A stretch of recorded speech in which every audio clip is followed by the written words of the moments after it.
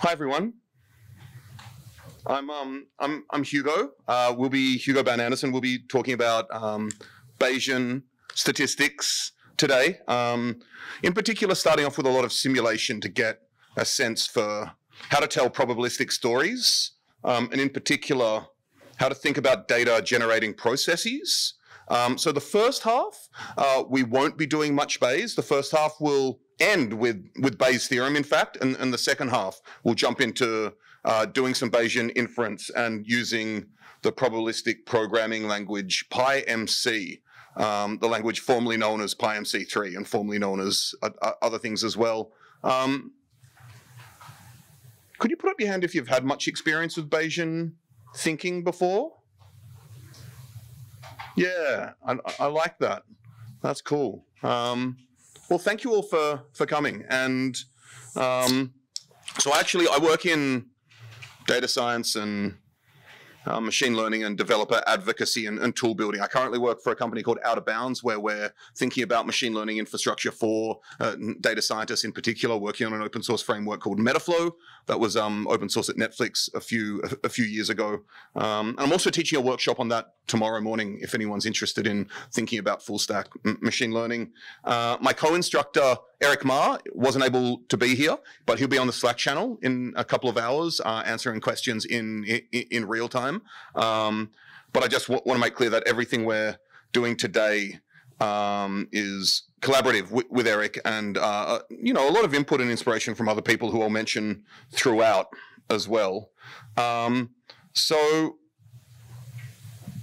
it's just me up here, so I can't really help run around and do individual troubleshooting throughout. Let me ask, could you put up your hand if you've not been able to open a notebook with code that runs?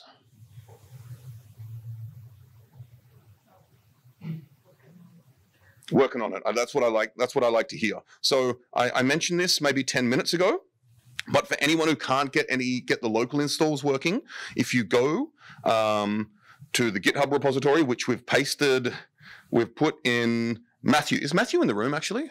Hey, how are you? Nice to finally meet you as well. I mean, at a distance, but closer than our previous interactions. You've been continents apart. So Matthew has kindly put the repo there. And as I said around 10 minutes ago, if you can't install the required packages locally, environment locally, for whatever reason it may be, you can click on this launch binder link, and that will take you to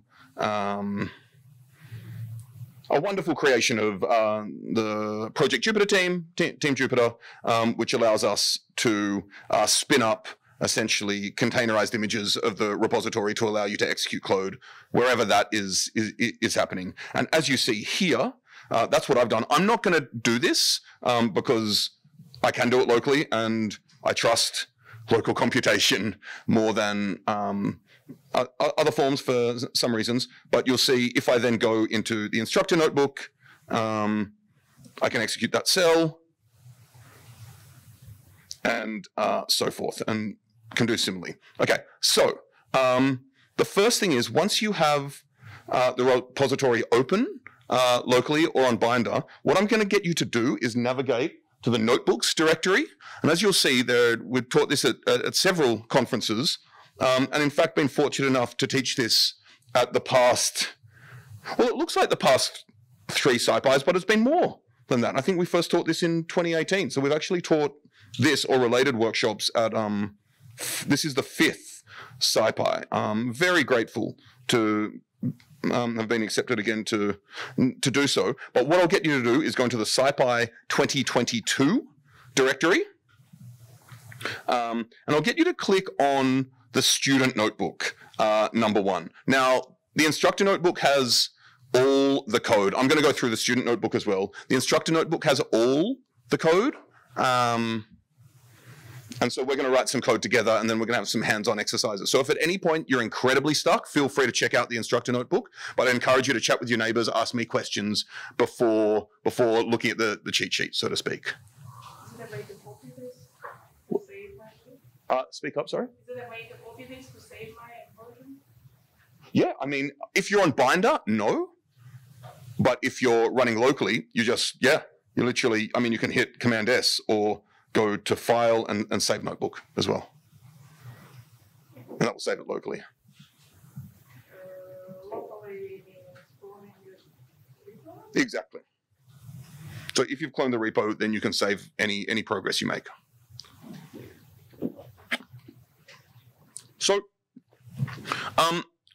I'm just going to execute this first cell to do our imports. You'll see we have some packages that you may be familiar with already. NumPy, Pandas, Bowne, Matplotlib. I'm doing some Matplotlib inline so we get our figures inline within the notebook, and styling with Bowne SNS.set to make figures maybe a bit prettier to my eyes anyway. But I'm red-green colorblind, so that may, you know. So I just want to reiterate that this tutorial is really appropriate for most people. But I wonder if we have this here. But if you know a bit of the PyData stack and the SciPy stack, you'll get a bunch out of it. On top of that, though, if you don't know too much, you can pick it up along the way. And I think a willingness and curiosity to learn is probably the most important prerequisite for a workshop such as this. So to think about this first part, as I said, the second part, we're really getting into the nitty-gritty of Bayes and how to do probabilistic programming and how to think about Bayesian workflows and principled workflows. But this first part is really to get an understanding of what probability means in both Bayesian and frequentist terms, to be able to simulate probability distributions that model real-world phenomena, to understand how distributions and probability and statistics relate to stories and data generating stories. For example, what type of story gives rise to the binomial distribution or the Poisson distribution, the Gaussian, the exponential, right? Then we'll move into joint probabilities and conditional probabilities, which I presume some of you or most of you are at least somewhat familiar with. And then we'll jump into Bayes' theorem and see why it's useful, okay? We'll have a couple of breaks along the way. I think there's an afternoon tea at 2:30, and then there'll be hands-on exercises throughout as well. So let's move on to talking about probability first. And actually, just quickly, if you're using Binder, execute the first cell because Binder will time out after 10 minutes. Then you need to restart it again. I've been through that. I can't believe how many times I've made that mistake, and I'm kind of surprised I didn't today. But there's a wonderful book, or one of my favorite Bayesian books, called Data Analysis, a Bayesian Tutorial by Sivia and Skilling. And they open talking about probability. And they state that to pioneers of probability and statistical thinking, such as Bernoulli, Bayes, Laplace, probability represented a degree of belief or plausibility. How much they thought something was true, okay, based on evidence at hand. This, for very good reason, was considered vague, and part of, you know, the scientific rationalist revolution, part of the point there was to clarify a lot of vague terms. I mean, they did it with the calculus as well, right? Lebesgue came along and actually made calculus incredibly formal, as did Cauchy, in fact, with the differential calculus, and introduced the language of epsilons and deltas. Statisticians and probability theorists at the time thought that this seemed too subjective. In a lot of ways it isn't, if we're considering degree of belief based on the same evidence and same principled workflows, which we can discuss a bit later. But what happened was the 19th century scholars redefined probability basically in terms of how we relate to games of chance, like flipping coins and decks of cards, kind of the stuff that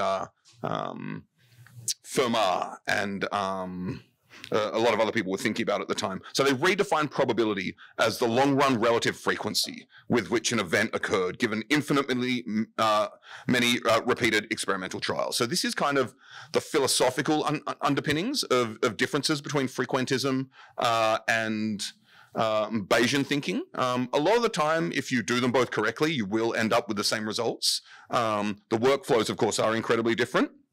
But what we're really thinking about is this idea of considering random phenomena, or let's say uncertainty around different parameters. So the question to ask is, what type of random phenomena are we talking about here? So one example is click-through rate. Click-through rate that you may have seen in your jobs, or you may know of, particularly in terms of how tech thinks about engagement and conversion. But what we're talking about is, for example, knowing that a website has a click-through rate of whatever, 10%, we can then calculate the probability of having 10 people, 9 people, 8 people, and so on click through, right? Upon drawing 10 people randomly. But that isn't usually how science works, right? How science works is we're given the data of how many people click through. Then we want to calculate the click-through rate. And how certain can we be of this click-through rate? Or how likely is a particular click-through rate, okay? So science really asks questions of the second form. Given data, what can we say about the real-world processes that generate that data and give rise to that data? Given the data of infection rate of COVID-19, for example, what can we say about the actual underlying rate of infection, right? And how can we express uncertainty around this? Which actually, if we're modeling things in a way that we'll see using the binomial distribution, which you may have heard of, is analogous to thinking about click-through rate, at least in terms of the processes, the abstraction of the processes. So as we'll see, one of the powers of Bayes' theorem is it gives us a way of moving from the probability of the data given the model, which we write like this, and we'll get to that notation later, to the probability of the model or underlying parameters given the data, okay? So kind of switching between these two questions. Now, if that seems a bit overloading so far, that's chill. All of this will kind of come out as we move through these 4 hours of working together. So we'll first explore questions of the first type using simulation. So knowing the model, what is the probability of seeing certain data? Okay, so for example, let's say a website has a click-through rate of 50%. If we pick 1,000 people at random from the population, we'd like to ask how likely would it be to find a certain number of people click? And we can do this using random number generation. Or actually, it's pseudo-random number generation. They're not really random. We can get to what that means if you want to at some point or in the break. But the difference, I think, is inconsequential for this tutorial. So what we do first is, as kind of a practice exercise, we can use numpy's random number generator to randomly select floats between 0 and 1, okay? And this is something known as the uniform distribution, because we're randomly selecting them with equal probability, whatever that means, right? But I think we have a sense of what that means, okay? So what I'm going to do, and I invite you all to code along, is we're going to set up the random number generator, and what I'm going to do is generate, okay, I've set 1,000 samples, so I should probably do that. I'll generate 1,000 samples using rng dot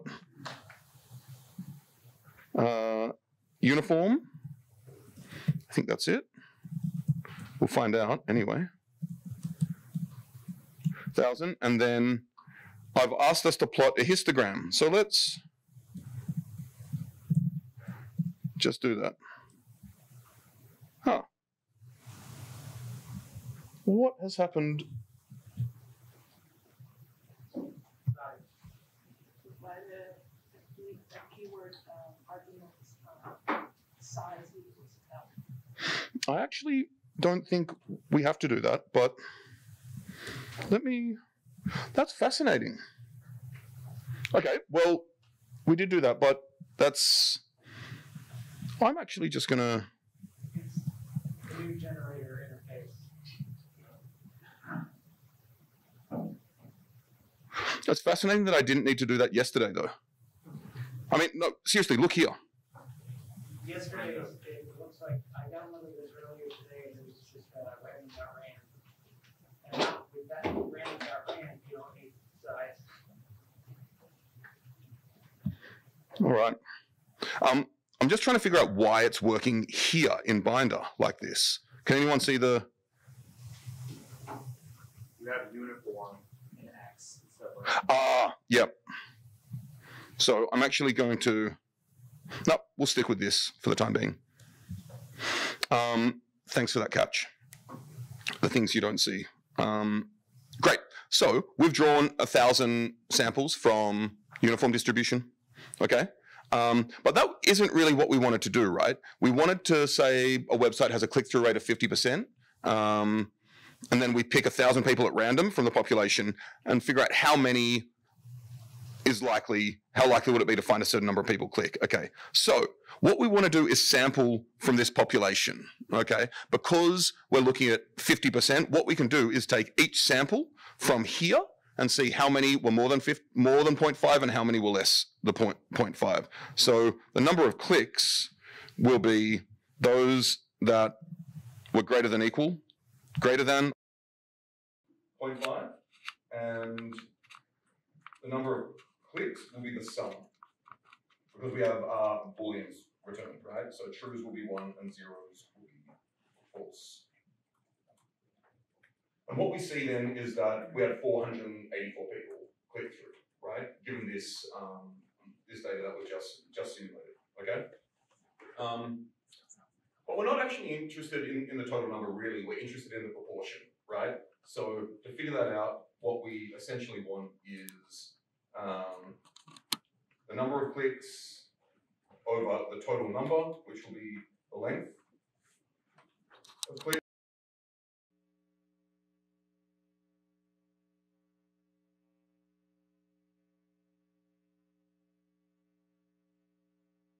No, we actually just want the, sorry, the total sample size.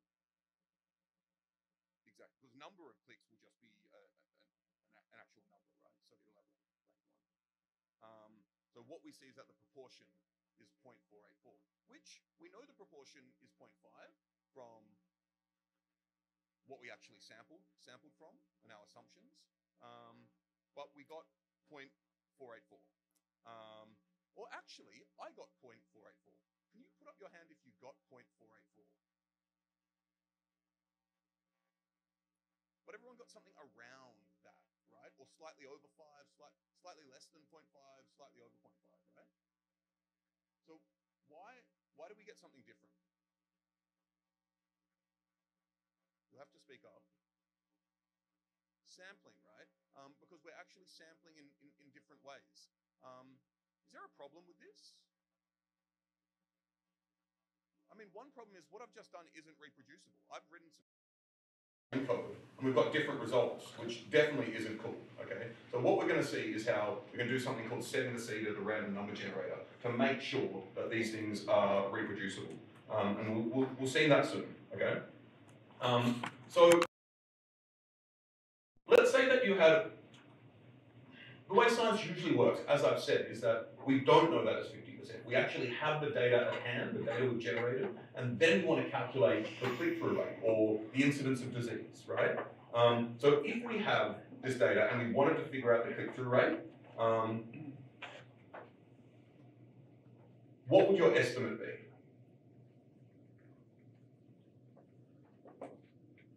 It's not a trick question. So your estimate likely would be the proportion that you've actually calculated, right? And what this boils down to, if you know this term, if you don't, it's fine, but it is actually a maximum likelihood estimate of the proportion. Do you have a sense of how confident you can be in your estimate?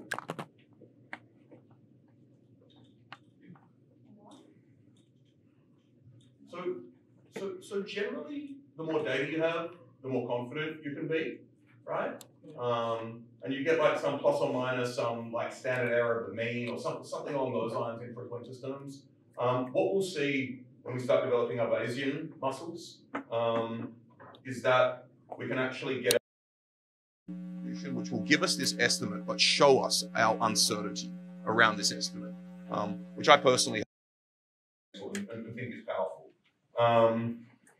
I'll also make a note that we've described probability in 2 ways, in Bayesian terms, using words, and in Pythonistas terms, but we haven't described it mathematically. That's absolutely intentional. I think at this point, the math will obscure kind of the intuition and those muscles we want to develop. But if you're interested, there are lots of cool resources but I'll direct you to this, the Mike Bowne course, Elegant Introduction to Probability Theory for the scientists and engineers.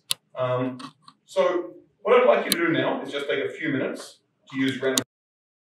How many people click through when the click-through rate is 0.7, okay? So once again, ask the questions, how many click and what proportion of people click? So let's just take 5 or 6 to work through that. With your neighbor about it, and just put up your hand if you have any.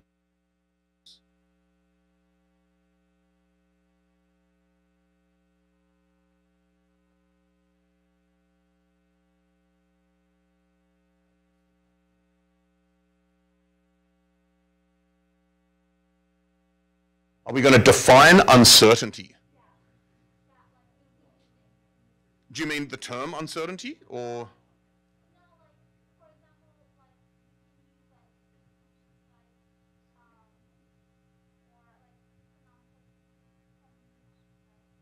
Yeah, so at the moment, I'm relatively agnostic with respect to which type of uncertainty we use. I mean, you can think about standard error of the mean, you can think about standard deviation, you can think about variance, all of these things. And the way I'd like to think of it is really the spread of a distribution, right? Is that helpful? Yep, awesome.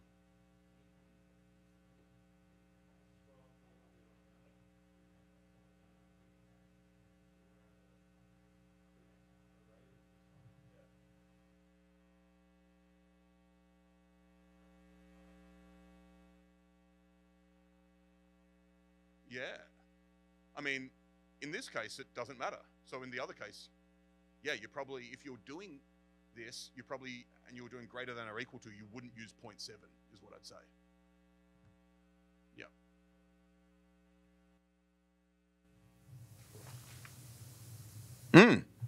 The prose there absolutely does. The prose I spoke does not, but the prose in writing absolutely does. So a great point that was just made is that I've actually said we can check whether each float was, no, I said greater. Whoa. Yeah, if less than or equal to, we say the person clicked, exactly. So that is precisely what we want. Thank you for catching that.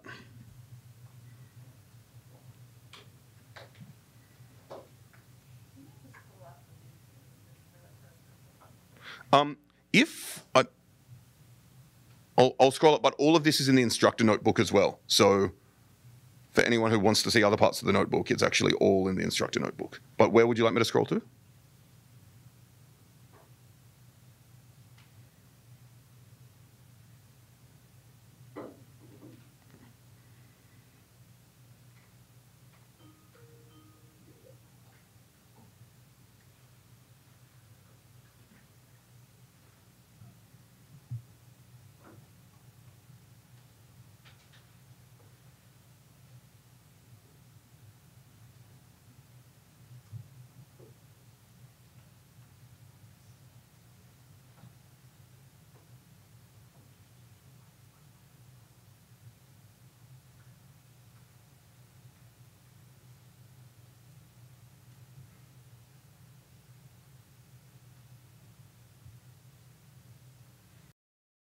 And if you're able to do this, great. Okay. Can someone tell me how to do this? I know volunteering can be scary. How did you do it?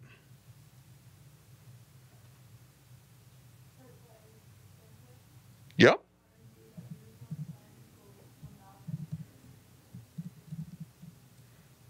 Beautiful.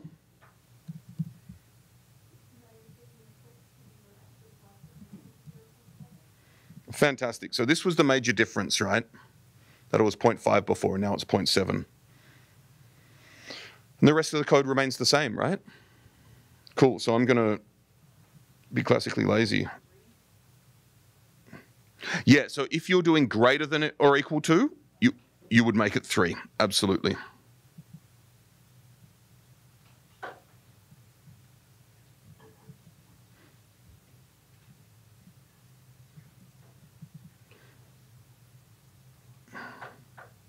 Great.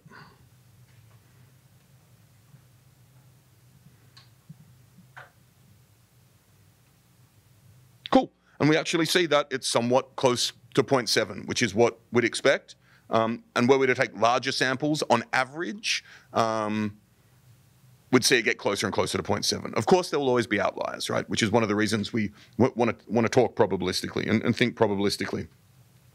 So this model is known as the bias coin flip. And I have it as a discussion point, but maybe I'll just state this, and I presume a lot of people in the room are already aware of this. But the reason this is the case is that a fair coin or a normal coin has 0.5 probability of heads or tails. Were a coin to be biased, you could change these probabilities around and have it being 0.7, for example. Now, as far as I know, there are no bias coins. Maybe there are some magic weighted coins. Having said that, this is an incredibly useful model, and we'll see why as we continue. Okay. So I'm also going to just introduce you to a data set quickly that will be useful later on in this tutorial, and it's the Galapagos finch beaks. So if you just execute this cell, what we essentially have are two species of finch, one called Fortis, one called Scandens, which we don't see in the data frame head here, but we have beak length and beak depth. And one question, which is a question Charles Darwin asked, is there actually a difference in the shape or size of these beaks? Okay, and then thinking about how that may be a result of evolutionary pressures. Okay, and we'll see later on how to think about in a Bayesian sense whether there is a difference in the length, I think, of these beaks. Okay, so just as a little beginner to think about these lengths, I think what I want to do is, I said, store the lengths in pandas series. So we do that, and we can think about what proportion of birds have a beak length greater than 10, okay? So the way we're going to do that is look at the lengths and look at those that have greater than 10 and take a sum of that array. Once again, this inequality gives us an array of booleans. So that's actually not the proportion, that's the number. So then we want to divide that by the length of lengths. Okay, so we can see around 85% of them do. Okay, so I'll also say this is a proportion, okay, in empirical data, not the probability that any bird drawn from a population will have beaks of this length. So it's interesting to think about if we can kind of resample this population to get a sense of the actual probability. And we actually can, okay? So the way we actually do that is, I'm gonna write this code and then start to explain it. Let me get this right. So what we're gonna do is we're gonna sample from these lengths. We're gonna sample 10,000 of them, but there aren't even 10,000 of them. So how do we even do that, right? So we're gonna sample with replacement. Wonder, is this? Yeah, I think so. This should be it. And see how many are greater than or equal to 10, and then divide by. Oop.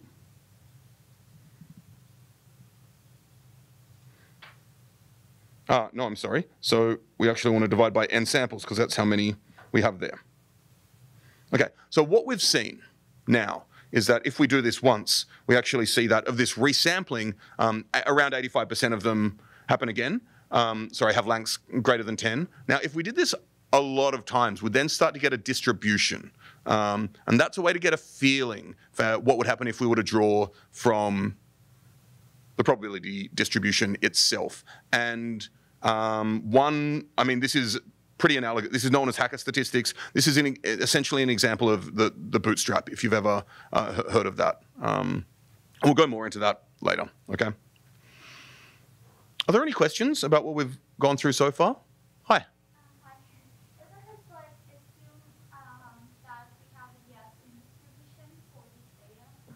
So I've actually made no assumption here about Gaussian. Right? All I've done is I've resampled from the population with replacement. So it could be any underlying distribution, in fact. Yep. And so it's called non-parametric in that sense, in that you're not making any assumptions about parameters or underlying distributions. Now, what we've done above is we've simulated the binomial distribution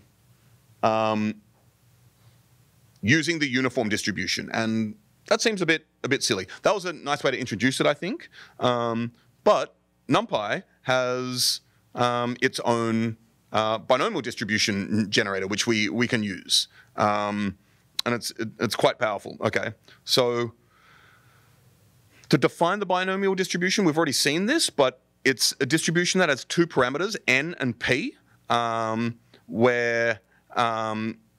it's defined as a probability distribution of the number of heads seen or number of click-throughs when flipping a coin n times, where the probability of heads is equal to p. Okay, so the reason I've stated it this way is because it tells a story, right? And this tells the story of a general model. What I mean by that is, if we believe that whatever is generating our data has an underlying process that has a binary outcome that can be heads or not, 0 or 1, click-through or not, affected by disease or not, and that one of the two outcomes occurs with a probability p, then the probability of seeing a particular outcome is given by the binomial distribution with parameters n and p. So any data generating process that we can tell that story about will be binomially distributed, okay? And we'll see with other distributions the types of stories we can tell about them. And I think this is, in terms of considering data generating processes and generative models, this is incredibly important, okay? So any process that matches the coin flip story is binomial. And so you may have also seen the term Bernoulli trial, which refers to a coin flip. So you may also see we can formulate the story as the number of successes in n Bernoulli trials with probability p of success is binomially distributed. Okay. So what we're going to do now is use the binomial distribution to answer the same question as above. Okay. So first we're going to just make sure I've got this right. So once again, we set the random number generator, and the first argument is the seed we're setting, okay? So I want you to set the same seed as me, okay? And then what we're going to do is just simulate one run of flipping the bias coin 10 times, okay?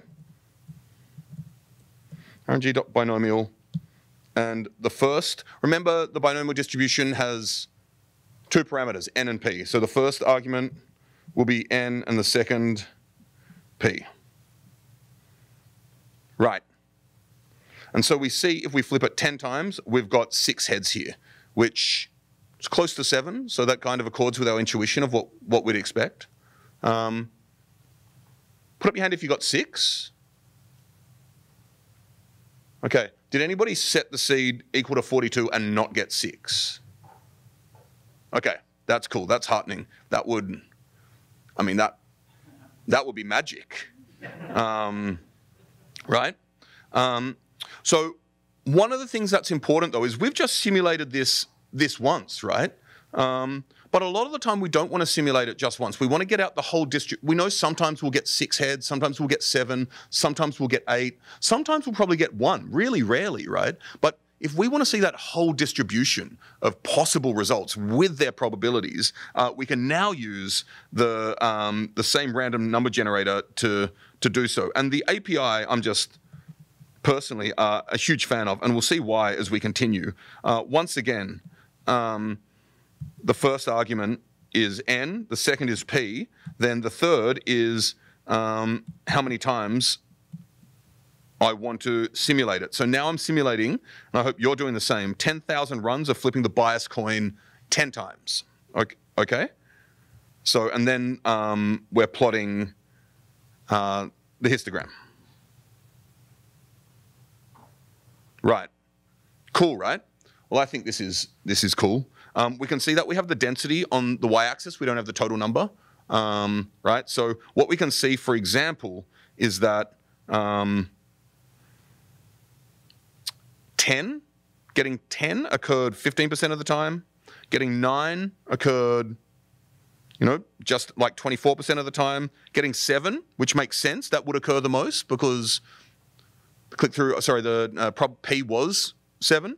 We get over 25 and so on. And we get diminishing returns here. I said you would get maybe 1 and 2 sometimes, and you will, but can anyone tell me why we haven't here? The answer is we haven't simulated it enough times, right? To get these extreme events, you'd probably need to simulate it 100,000 or 1 million or 10 million times, right? Then you'll start to see these extreme types of events, okay?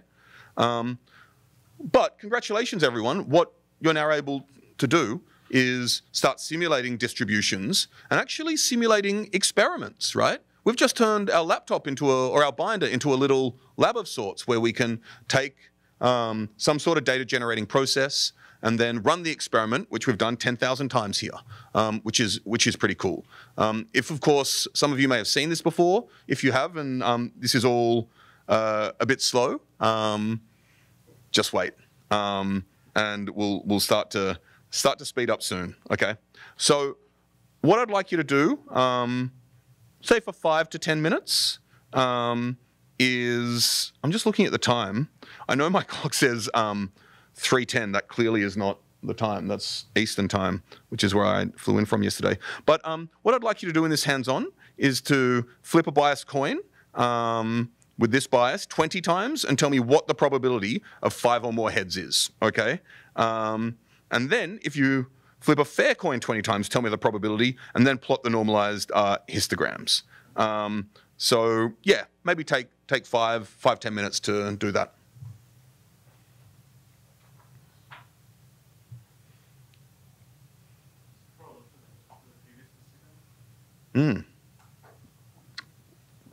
Definitely, and what I'll do is,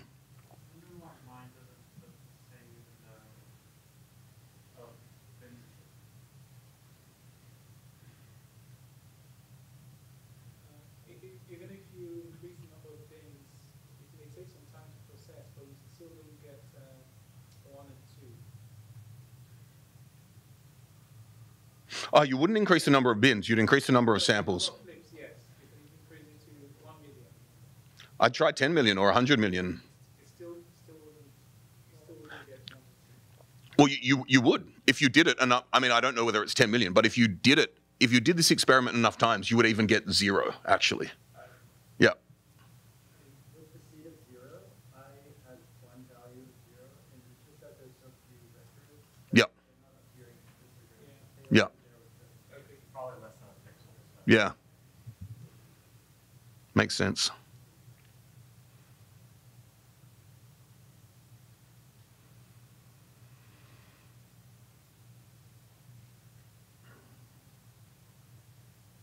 This is actually one of the challenges of frequentism. I mean, it's fixable in the framework of frequentism, but thinking about the likelihood of extreme events, and if you define the probability as the long-run relative frequency, the question then is, like, do you need longer than, the time of or distance and space in the observable universe to simulate this particular thing and figure out the long-run relative frequency?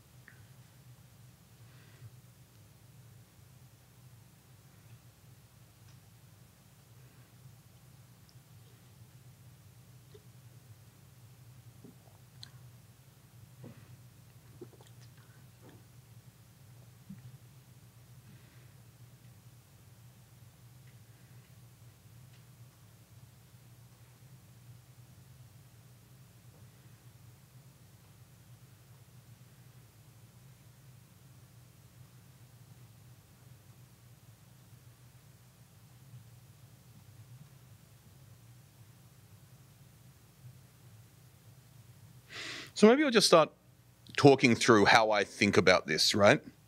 So I'm flipping a biased coin 20 times. So once again, this is not necessarily the code I'll write in the end, but I'm just trying to, I definitely want to simulate the binomial distribution, right? And I'm doing 20 flips, and my probability, my P is 0.3, right? So maybe that's what I want to do.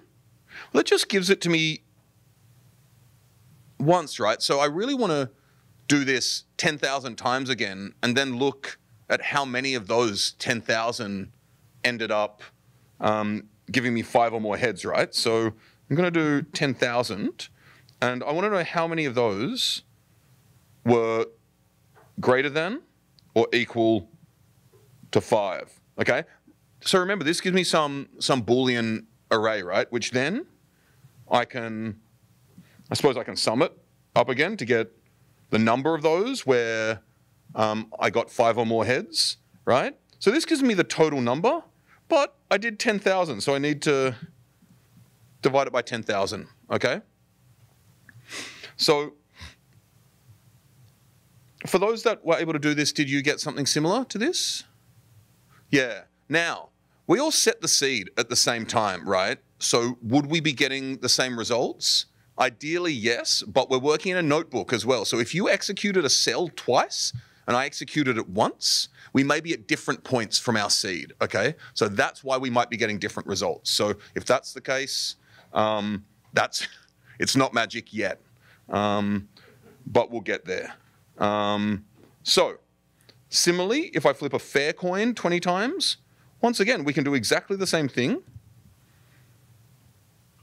And we get like 99%, and that makes sense, right? If you flip a fair coin 20 times, you're almost certain of getting 5 or more heads, right? Very small likelihood of anything else.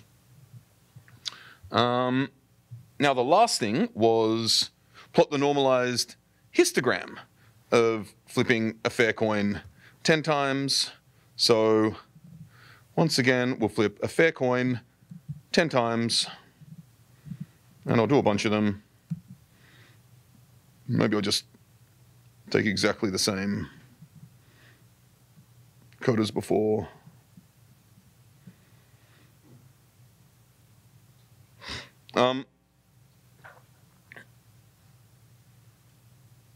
Right. For those that did this, did you get something similar?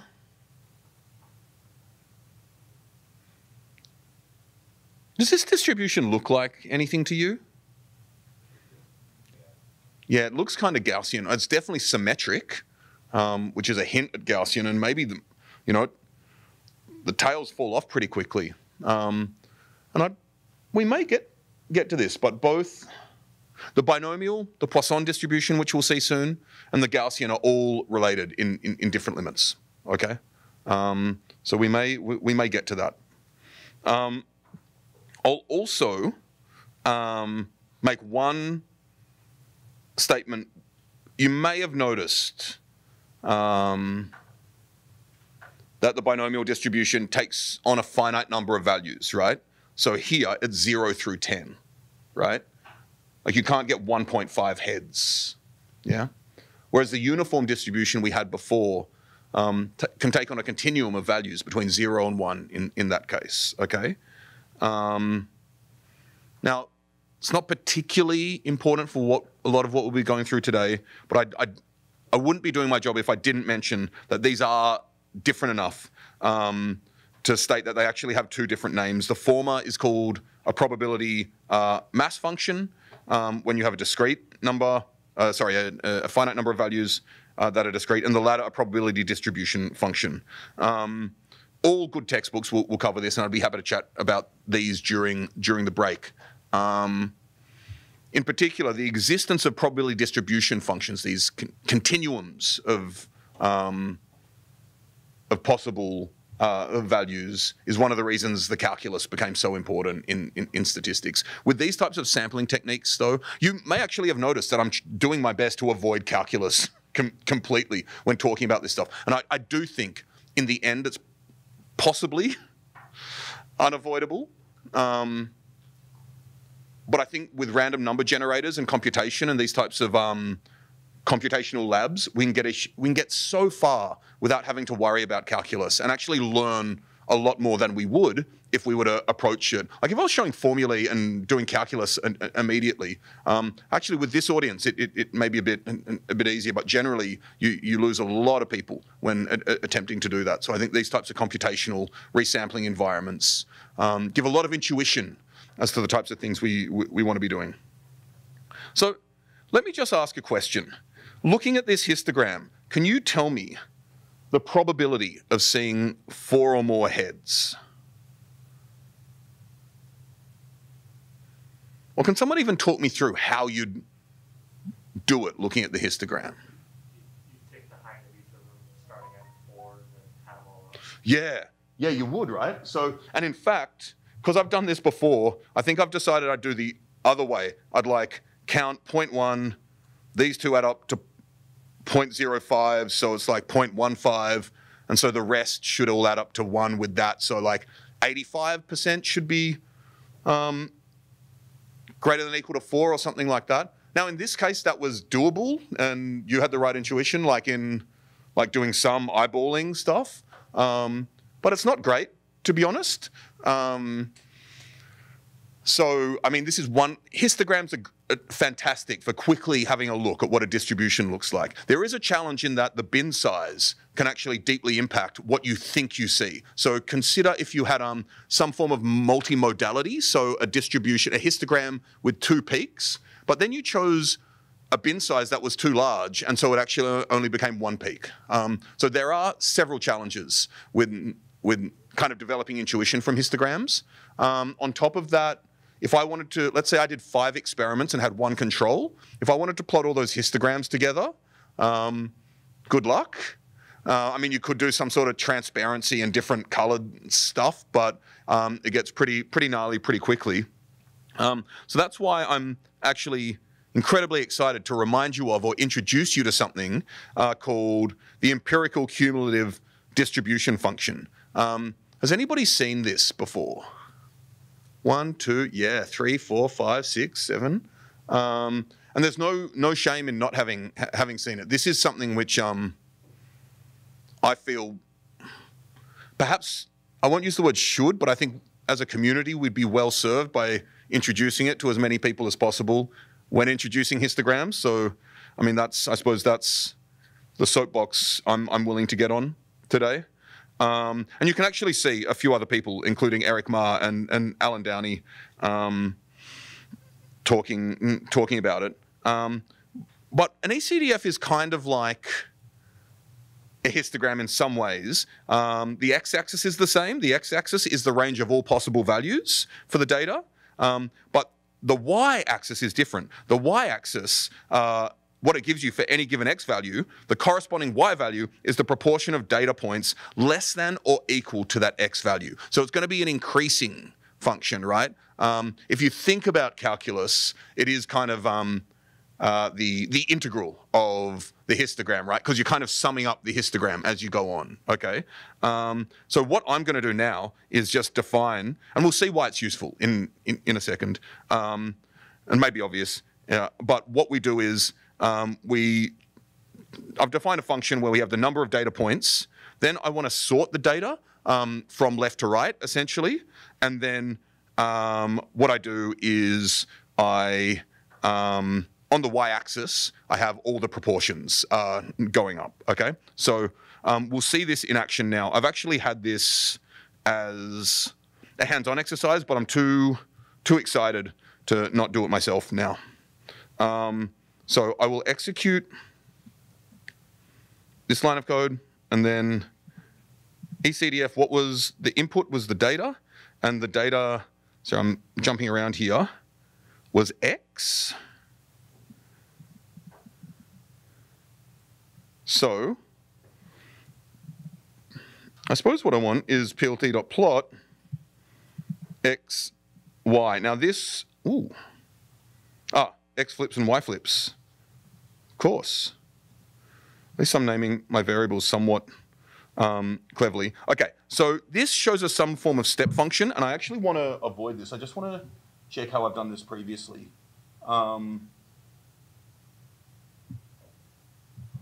So I want to give each point a marker. Whoa.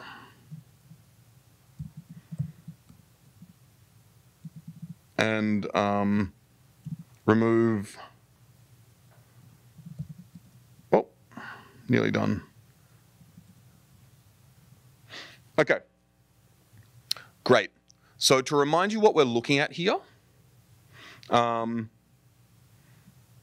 are the possible values on the x-axis, and then on the y-axis, it's the proportion that is less than or equal to that particular value. So we'll actually see here that given there's some form of thickness, these markers aren't zero dimensional, so the thickness we need to actually take into account when eyeballing it. But what we'll see is that the proportion that's less than or equal to 4 is around 20%.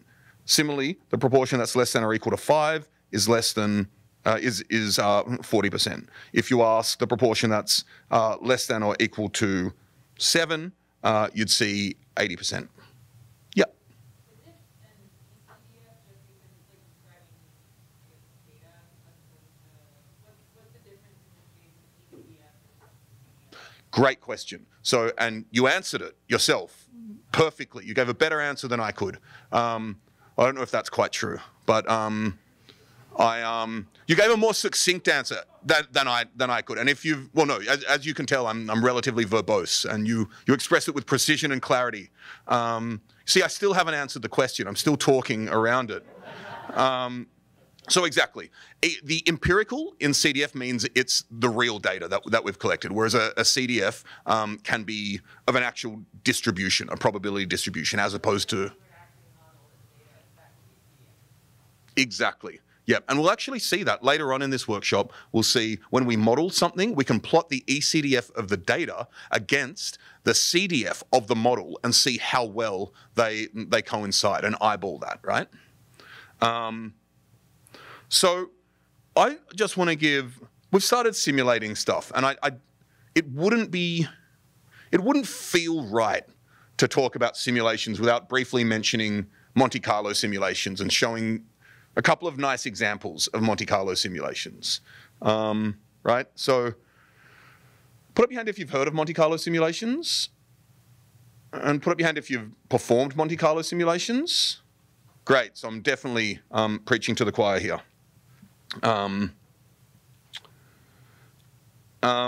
So the two examples I'm going to give, you may have seen the first one.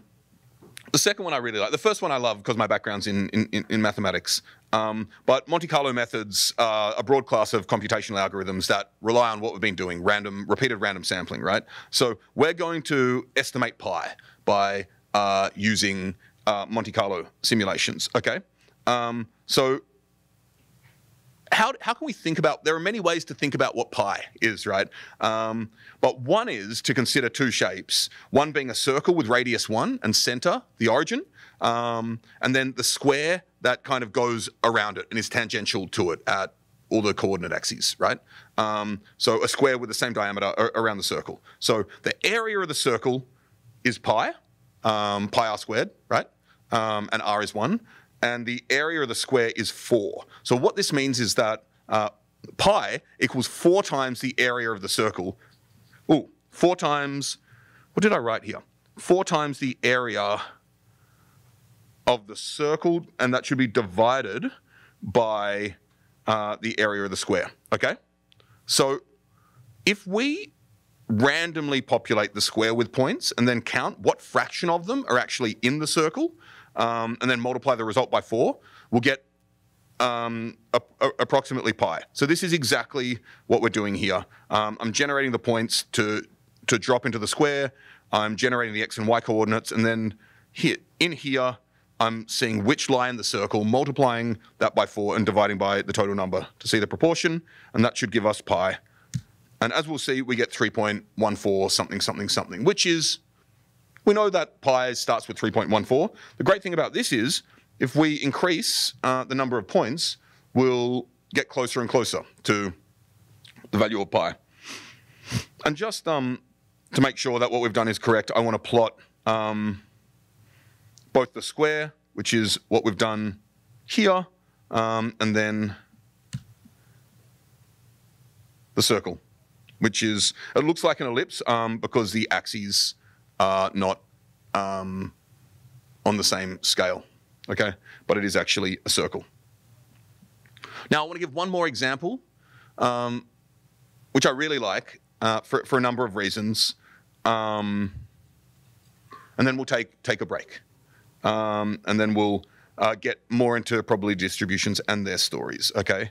So this is an example actually that I got from Nassim Taleb's book, Fooled by Randomness. And although I'm not necessarily a fan of everything Taleb, I think he provides intuition around statistical challenges via storytelling in a very nice way, okay? So what he does is, he asks us to consider a population of investment managers, okay? But each of them is making investments purely based around coin flips, okay? So each one, each time, has a 50% probability of making $10,000 in their investment at the end of the year and a 50% probability of losing 10,000, okay?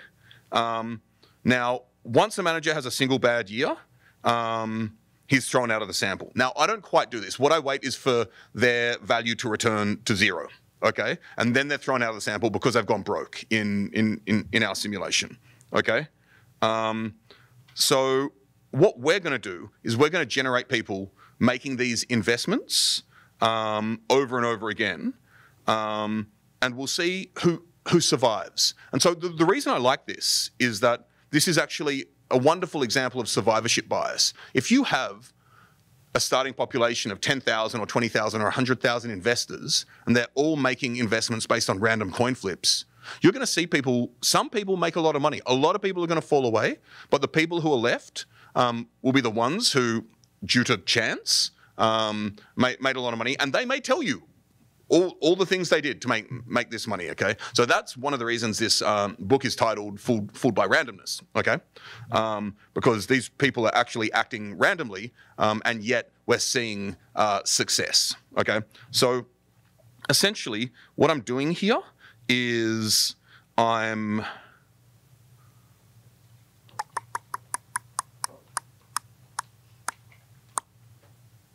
so I'm taking 10,000 time points and 1,000 managers, and what I'm doing is taking the cumulative sum. So I'm seeing the time series of each manager, and here I'm only plotting those that never hit 0. Okay, so and I'm plotting it with a certain transparency alpha in order, because there will be so many plots. Okay. So here we go, right? Out of 1,000 managers over 10,000 time points with their coin flips, these are the ones that have survived, right? So we see some have seemed to do really well, some have done fine, some have done not so well, but they've still survived. What we don't see here are all the ones that have hit 0 once, okay? And the reason I like this is because we've used our simulation skills that we've just learned to see an example of selection bias, see an example of, essentially, this is a process of diffusion without drift, and we've seen the survivors from that. Are there any questions about either of those examples?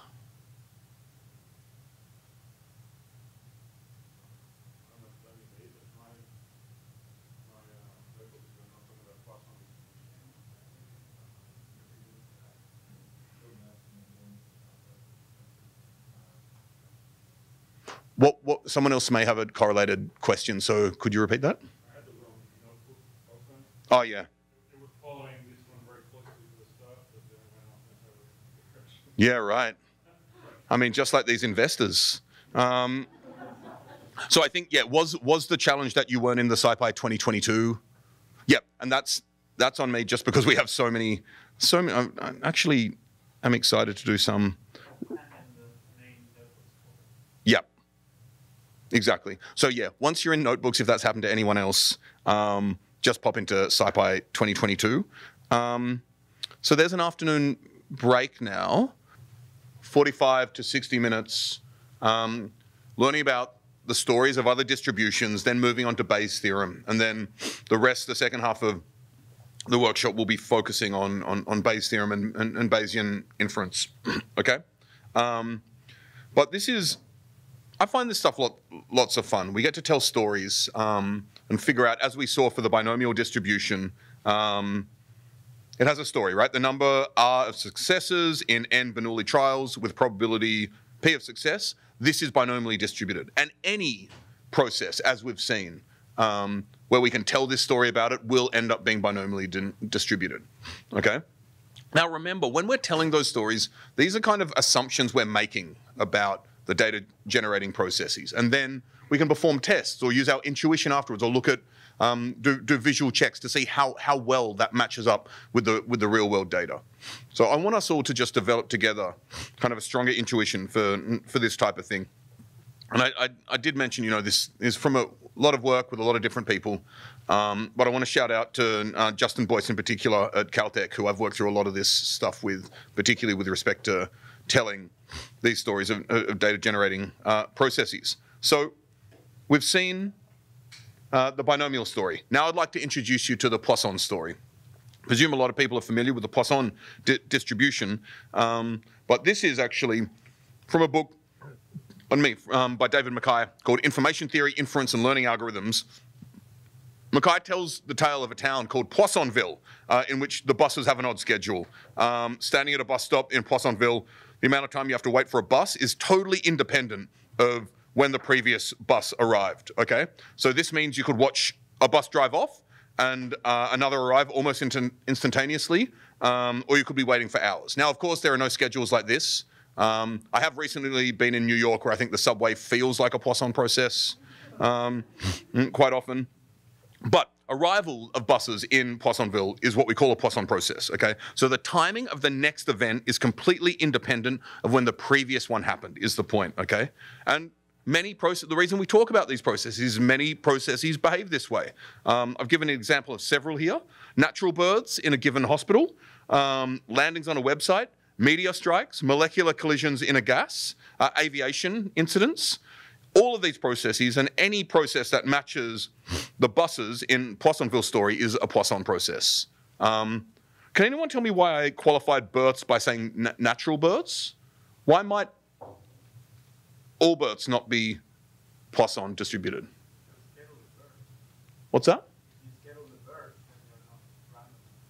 Yeah, exactly. So it has to do, if they're induced, for example, that will be a function of certain people's time and when their shifts are, okay? So you'll find correlation there immediately and lack of independence. Great. So the number of arrivals of a Poisson process in a given amount of time is Poisson distributed, okay? The Poisson distribution has one parameter, the average number of arrivals in a given length of time. Let's consider the number of hits on a website in an hour with an average of 6 hits per hour, or any of these stories, an average of 6 per unit of time, okay? So this is Poisson distributed. So we're going to generate such data. So once again, we're going to do random and set our seed. And before we had RNG dot binomial, and now the only thing we change at the start is we use Poisson instead of binomial. Similarly, once again, we have one parameter. Previously we had two, sorry, N and P. Now we have one, which is the average number of arrivals in a unit of time. So we've said this will be 6 here, and I want to generate, how many do I want to generate? You know, let's do 10. Let's do 10 to the 6, okay? And plot the histogram. Okay, so A lot of the time, we've got around 6. Sometimes we've got less, going all the way down to 0. This is good that we don't get any negative results. We wouldn't expect, I mean, that's some form of check there. And then we get up to around 15, okay? So, are there any questions about this so far? Hey. What's the first, so I'm just looking at the doc straight, the first input parameter is LAM, what does that stand for? LAM, that should be lambda. Yeah, so generally when we write the Poisson distribution mathematically, we'll use the Greek letter lambda.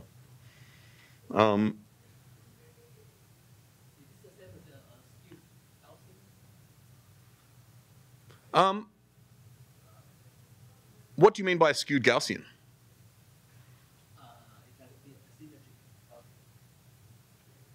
Well, a Gaussian is by definition symmetric. So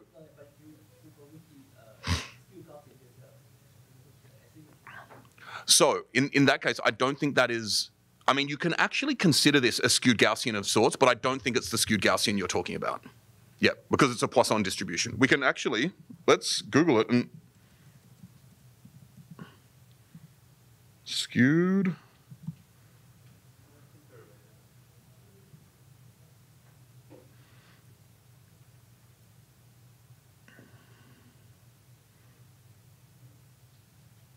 Yeah, they're related, but they're not the same. This isn't a Poisson.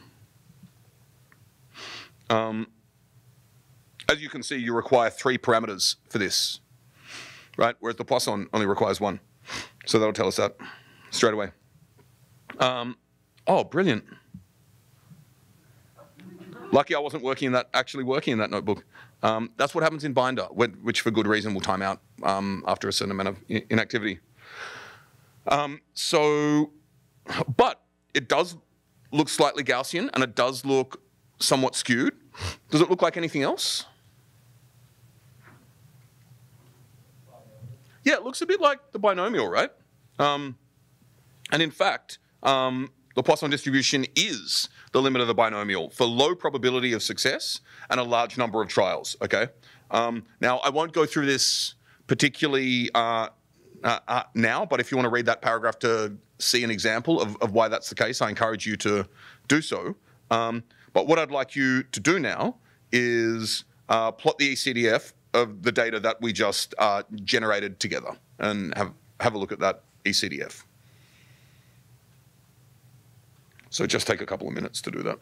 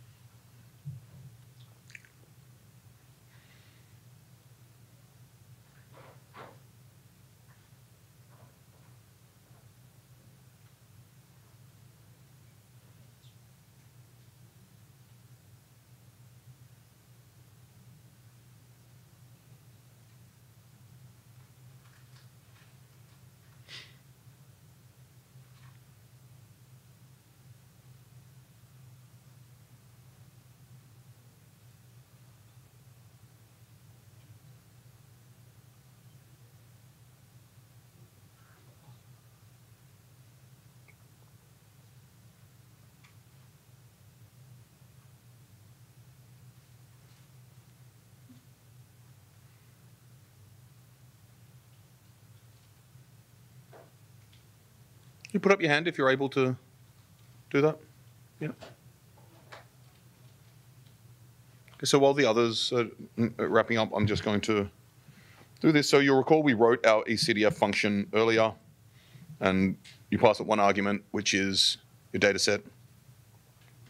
Now, before I actually use plt.plot and a bunch of keyword arguments. Wim, where's Wim? Oh yeah, Wim mentioned that I was essentially doing the same as a scatter plot, which I think is absolutely right. So we'll see what that looks like here to do that.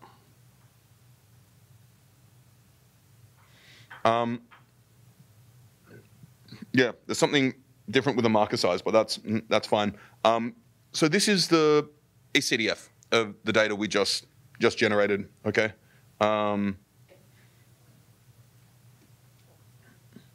So once again, you can read off several things, including all your I didn't actually mention this at our last CDF. One of the things I really like about ECDFs is you can read off percentiles immediately. You can see the median is 6. You can see the 25th percentile is 4, and so on, right?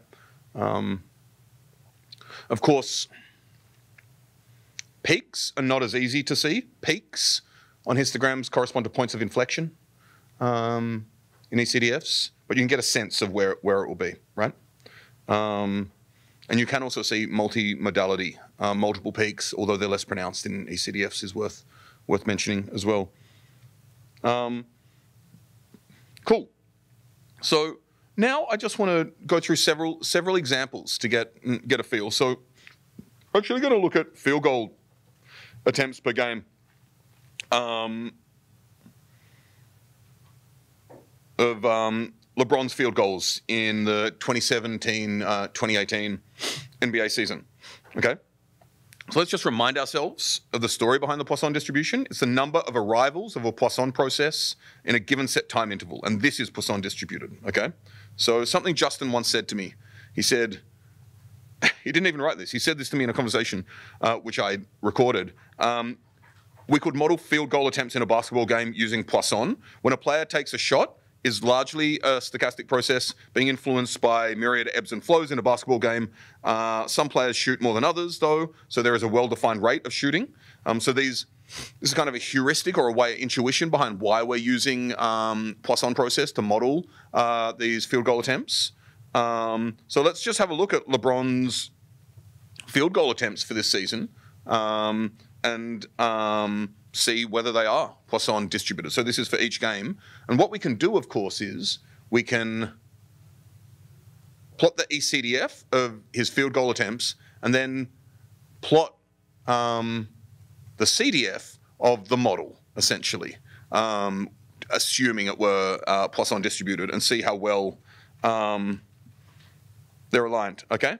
So to show that the attempts are approximately Poisson distributed, what I'm going to get you to do is plot the ECDF and compare it with the ECDF of the Poisson distribution that has the mean of the data, okay?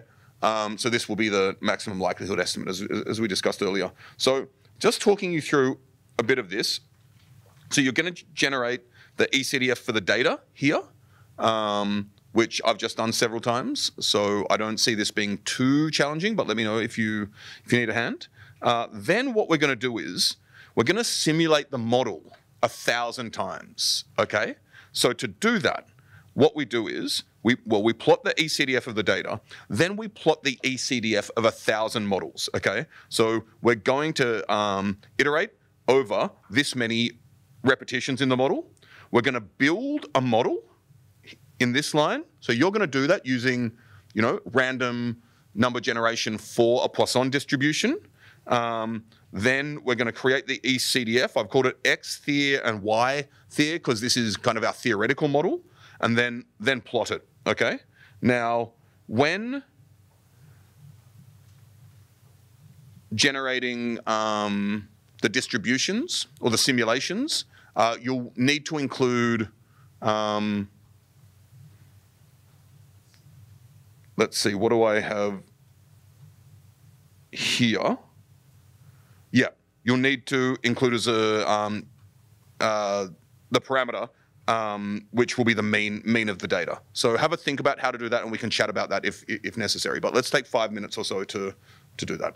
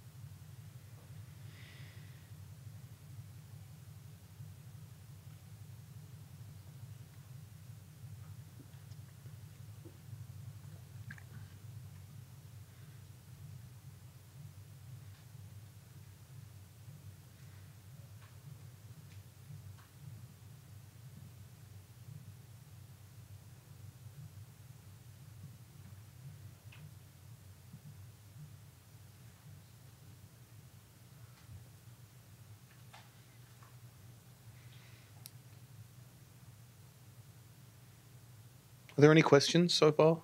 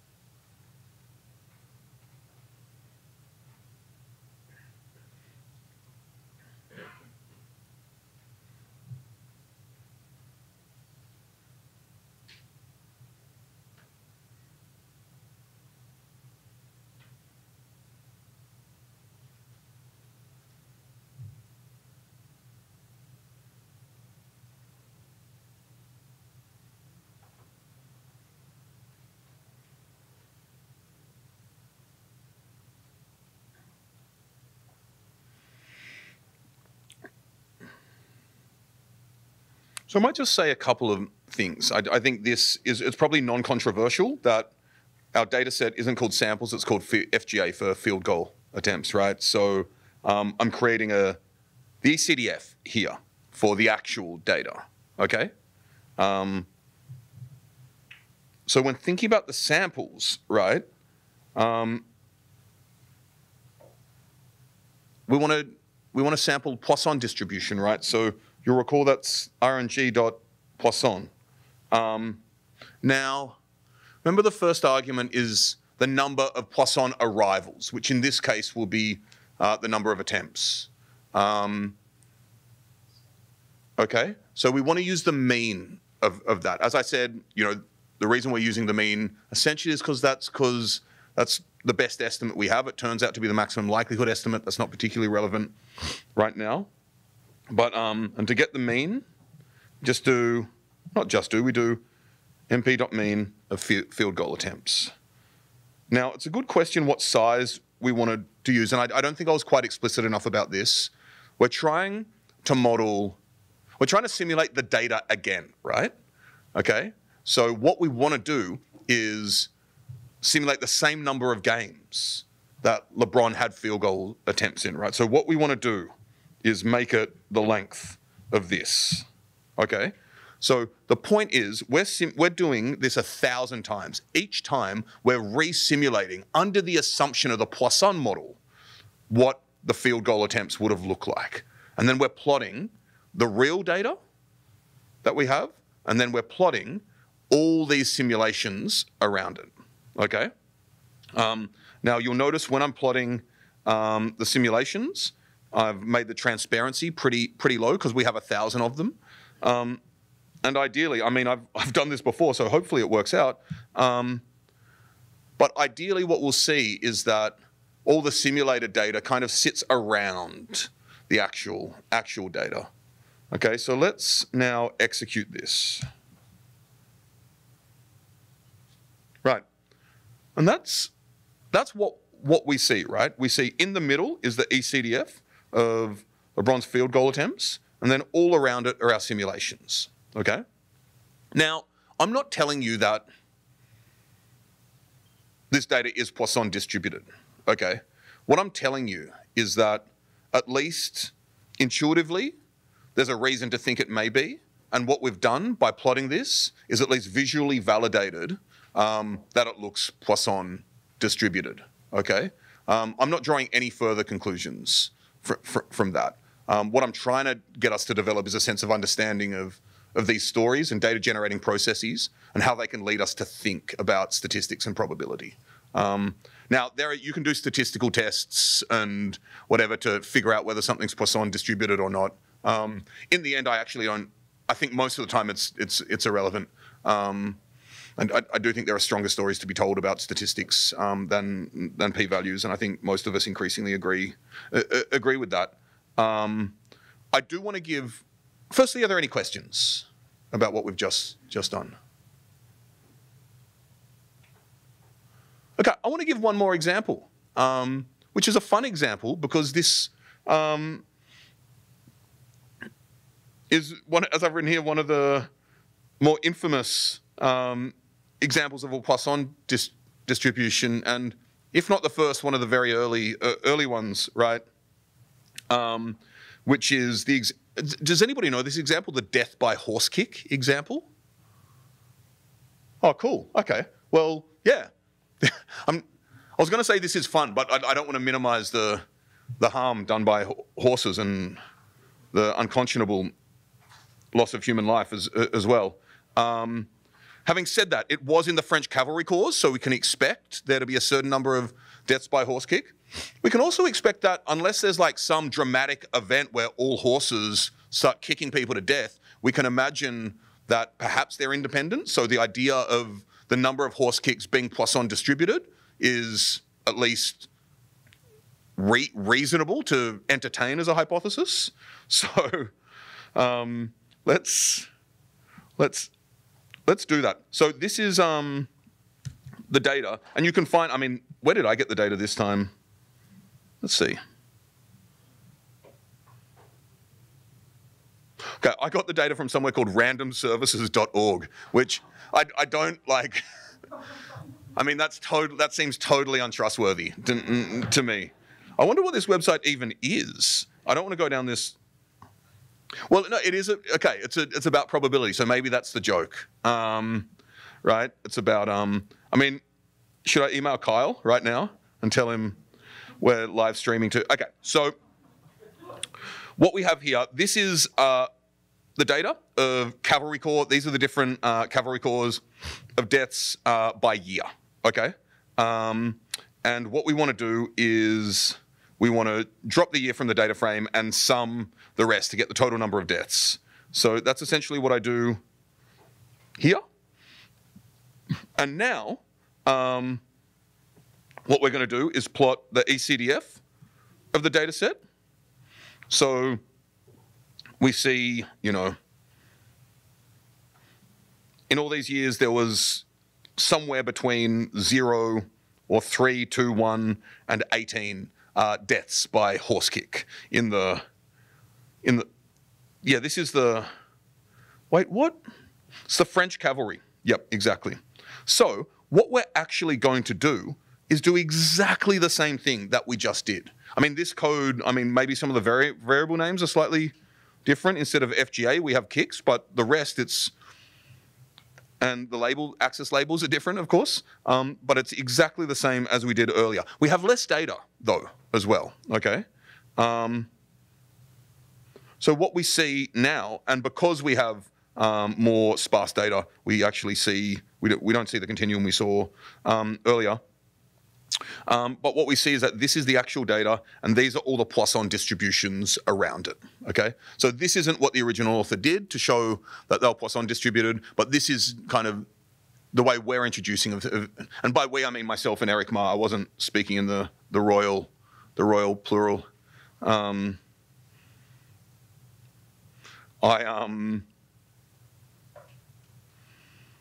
So yeah, as I've written here, I think this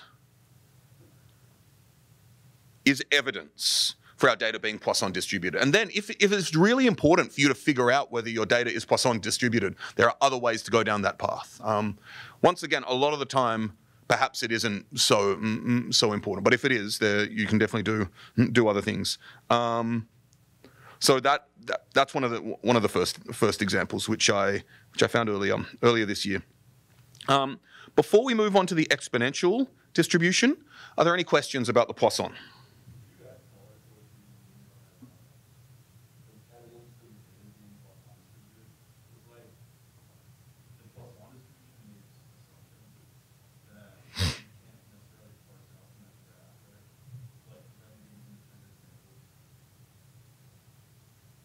Yeah, so does it make the assumption that they're independent, that the events are independent of one another, right?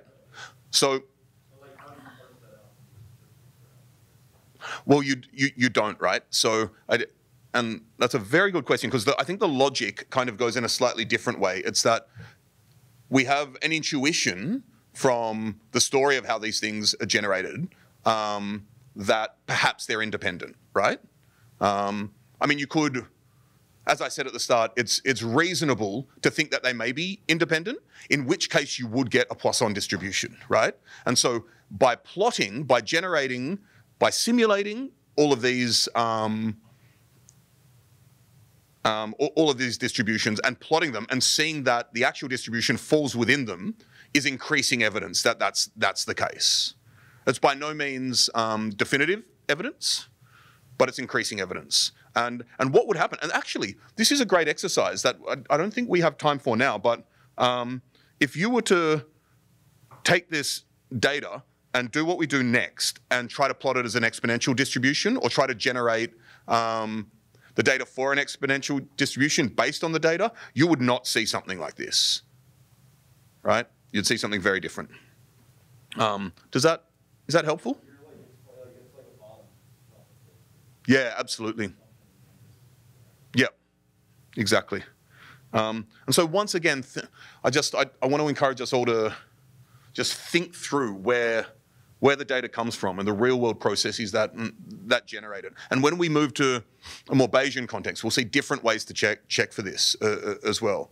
But the truth is, whenever we're modeling real world phenomena, we are baking such assumptions into it. And one of the things that I think is really cool about Bayesian stuff is that it forces you to be explicit around your assumptions, right?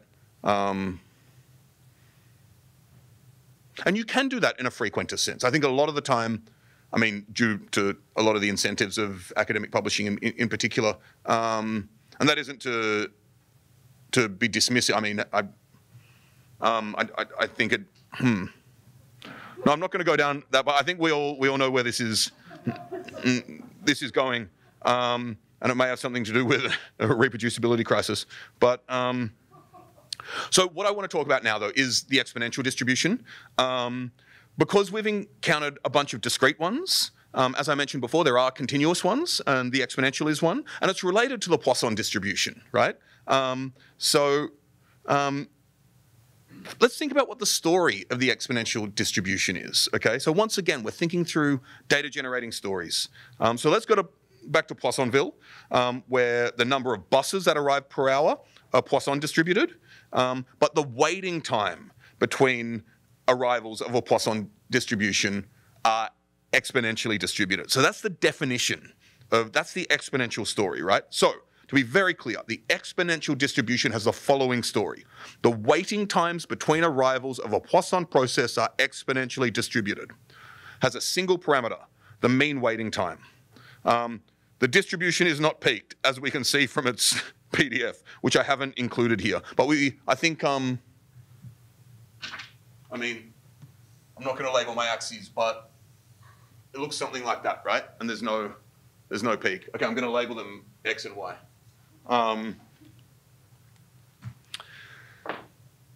Does anyone know the story of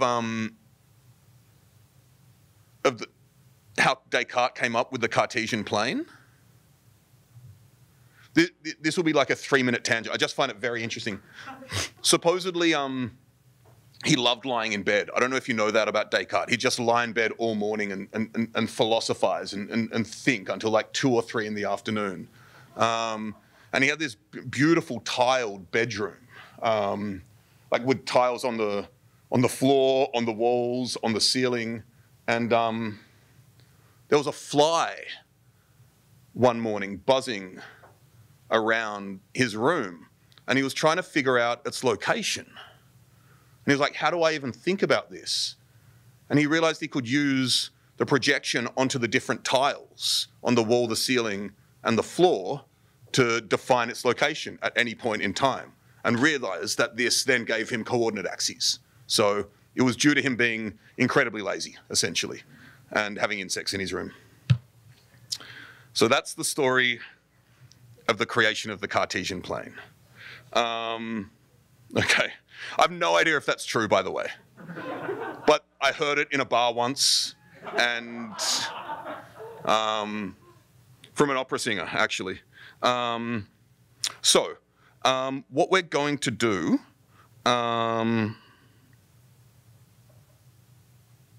let's look at an example of a potentially exponential distribution, okay? So the time between all incidents involving nuclear power since 1974, okay? So it's reasonable to think perhaps that these incidents could be modeled by a Poisson process, that they'll be independent of one another on average. So if this is the case, the time between incidents should be exponentially distributed, okay? So I'm just here reading in all the data and doing just a bunch of just foo to get it in the right formats, okay? So then I'm going to calculate the mean. And now what I want to do is generate a bunch of samples. So once again, I want to generate samples. And just notice how, I love this API, right? Because it's RNG dot whatever, then you have your parameter values and so on, then you have your size, and it's just very nice to work with, I find. And then I'm going to have the size being 10 to the 6. Now I'm going to compute the ECDF for the sample, the data, which is intertimes. And it's intertimes because it's times between, right? These nuclear events.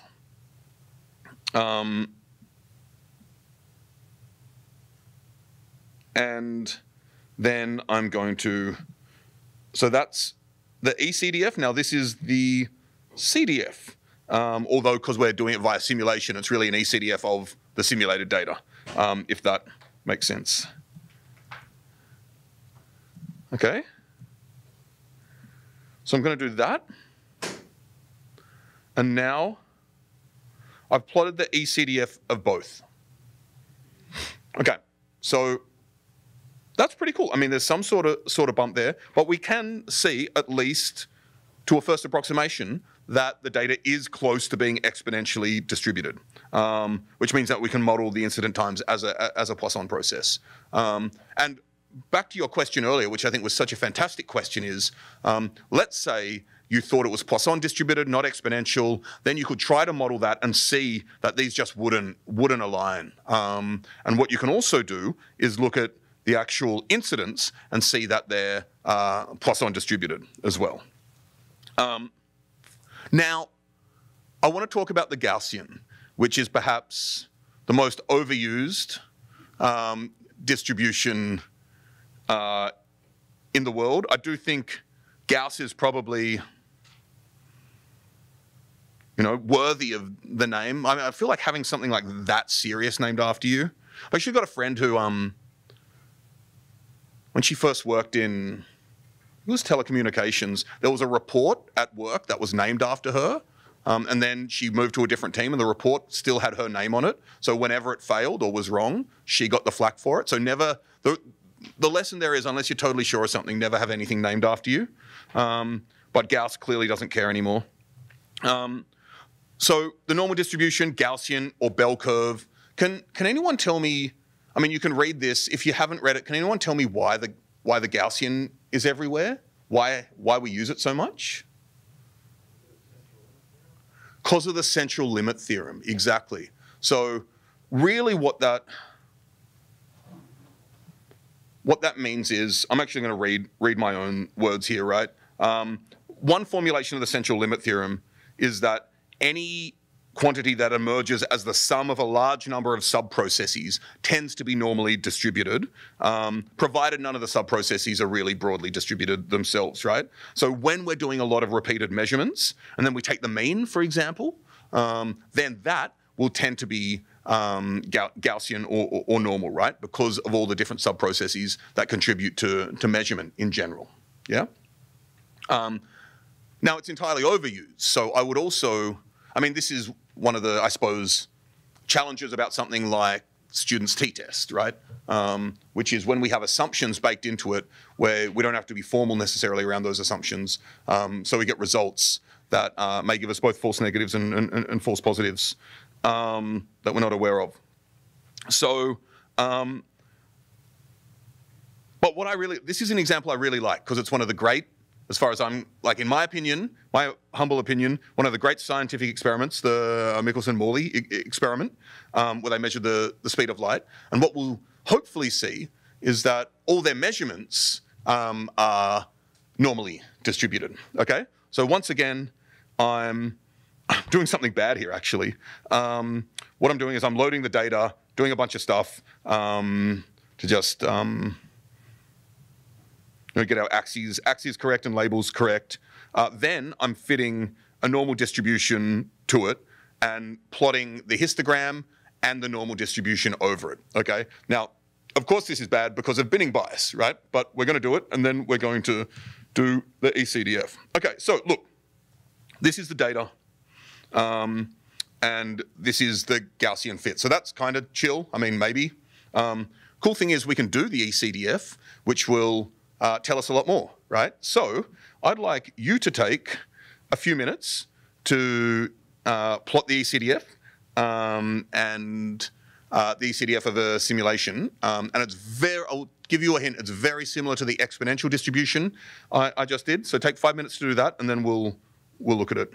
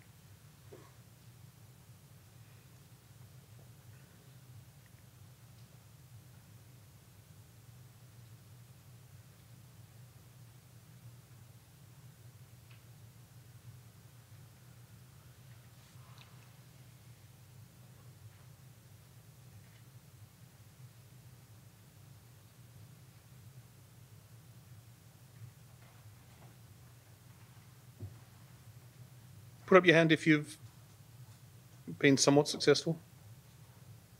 Just a bit higher. I can't quite. Nice. Just wait one more minute. So maybe as a hint, I don't know whether this is where people are slightly blocked, but we're going to use, when we did Poisson, we did RNG.Poisson. So now we do RNG.Normal. And there are two parameters, which are the mean and the standard deviation. And I've calculated the mean and the standard deviation of the data itself. So if you plug those in, you should be good.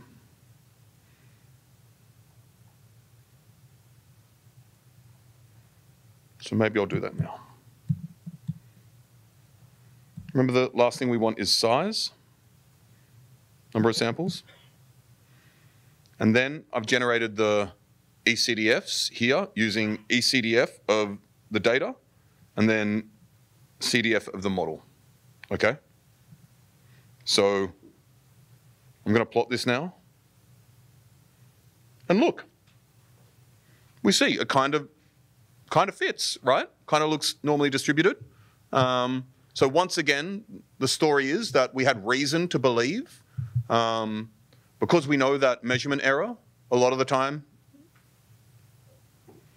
is normally distributed, we have reason to believe this data may be, and then we plotted the ECDF and modeled it and saw that they kind of look similar. So this is more evidence for this being normally distributed. And that's the only takeaway I want you to get from that. I mean, the story we've told is the most important part. Okay, I do want to point you to what I think is a beautiful blog post by Alan Downey, who I mentioned earlier. He was at Olin College for many years, and he's been a big influence for a lot of us in the Python space. He has a lot of beautiful books that he self-published under Green Tea Press and then were published by O'Reilly as well. Think Bayes is a wonderful book, but there are many others. He's recently just joined really cool startup called Driven Data, I think. But the reason I mentioned this post, wow, I remember when this post was 2 years old and now it's nearly 10 years old. That's wild. But the title is important. Are your data normal? Hint, no. The point is that your data will probably never actually be normally distributed, but you're not. Part of the point is that you're not actually usually interested in whether it is or not. And as Alan makes very clear, there are so many tests to do this, such as Anderson Darling, Kolmogorov Smirnov, Shapiro Wilk, Ryan Joyner. I like how he chose all the double-barreled names because I've got a double-barreled name myself. But he makes the very important point that these tests are almost never what you want. What we want to know is whether a particular distribution is a good model for a data set, whether it's a good model for what we think generated the data in the real world. And as he makes clear, that a statistical test will not tell you that, because that's a modeling decision about assumptions you make. And you can see whether that holds and what that leads to. But a statistical test will never tell you whether that's true or not, because it is a modeling decision a lot of these times. In a lot of cases, I'm sorry. And so as he goes on, the normal distribution is a good model for many physical quantities because of the story of error measurement, and that due to the central limit theorem, that gives rise to normally distributed data.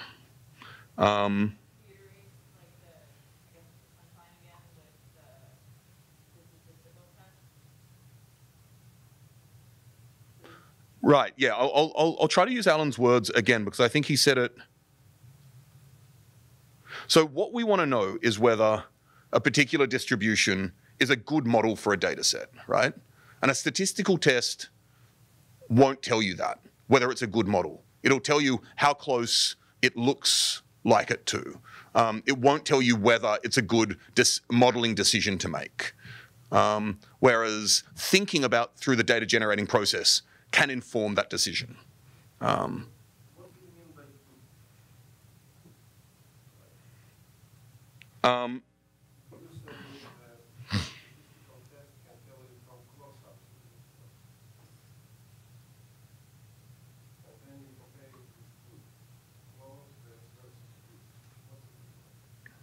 So, I mean, that's the goodest question you could ask right now.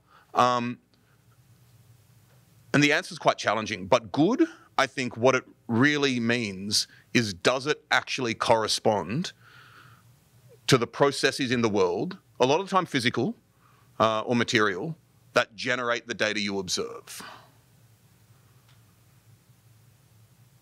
And a statistical test will not tell you that. It will not tell you about the data generating process.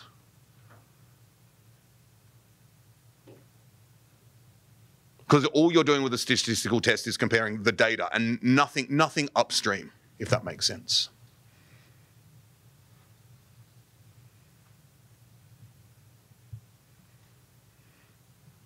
Was that somewhat helpful? That's why I said somewhat. Yeah, I set the bar low with the question. Okay, great, but I do appreciate the question. Look, I'm going to skip joint probability and conditional probability with resampling techniques. I think we all may have a sense of this. I want to move on to some of the media stuff. I think what I'll say, and this maybe just reiterating what we all know presumably, joint probability is the probability of two things occurring, okay? If those things, A and B, are independent, then the joint probability will be the product of the individual probabilities. This is not often the case. A lot of time it's not the case at all. Okay, that's all I want to say about that, and you can go through all of this. Just checking the time. Good.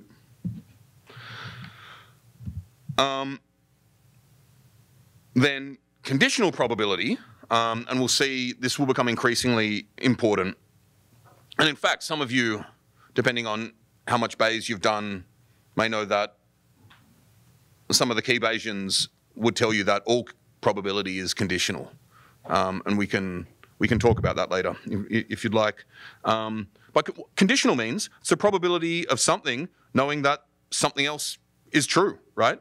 So, and we use the notation P of A, vertical bar B to denote this. So we looked at probability of beak lengths before. We can condition that on the species, right? So we can look at the probability of a finch beak having depth less than 10, knowing that the finch is of species Fortis as opposed to scandens, which are the species we saw earlier, right? So that's what conditional probability is. Has anybody heard the statement before that all probability is conditional? Yeah, a couple of people.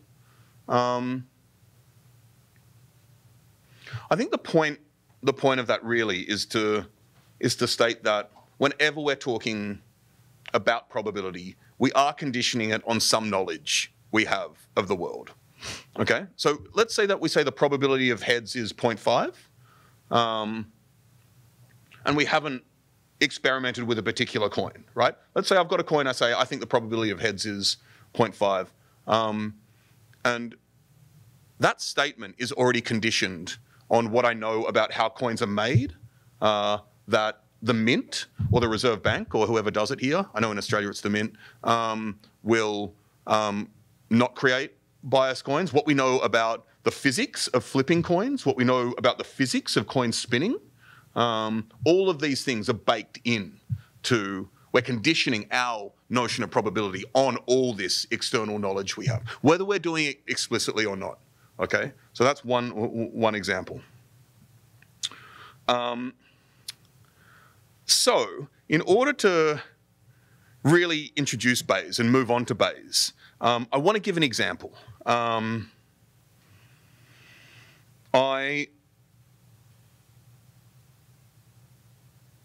example I want to give is drug testing.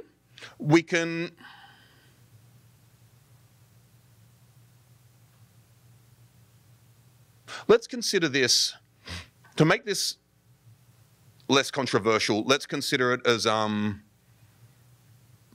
breath testing a driver as to their levels of alcohol consumption, okay? Whether that's less controversial or not, I'm not sure. But so when I say using a particular drug, this is what I'm referring to, that they're drunk beyond a certain, they have an blood alcohol percentage beyond a certain threshold, okay? So suppose that a test for this has 99% sensitivity, so that's true positive rate, right? And 99% specificity, true negative rate. So this is 1% false positive, 1% false negative. Now, we suppose that 5 in 1,000 of people use the drug. Now, what is the probability that a randomly selected individual with a positive test is a drug user? Okay? So why this is interesting is, essentially, what we know already is the probability of a positive result if they're a user, but what we really want to know is that the probability of them being a user given a positive result, okay?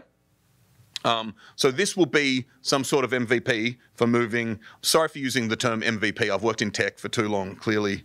But this will help us to think about moving from the probability of the data given the model, which we're good at doing, to the probability of the model or parameters given the data.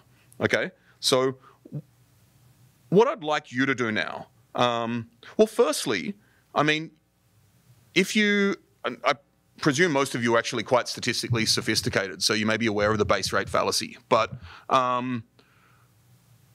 let me ask, what would a naive approach to this question suggest? That if we know it has 1% false positive and 1% false negative, what's the probability of a randomly selected individual with a positive test being a drug user?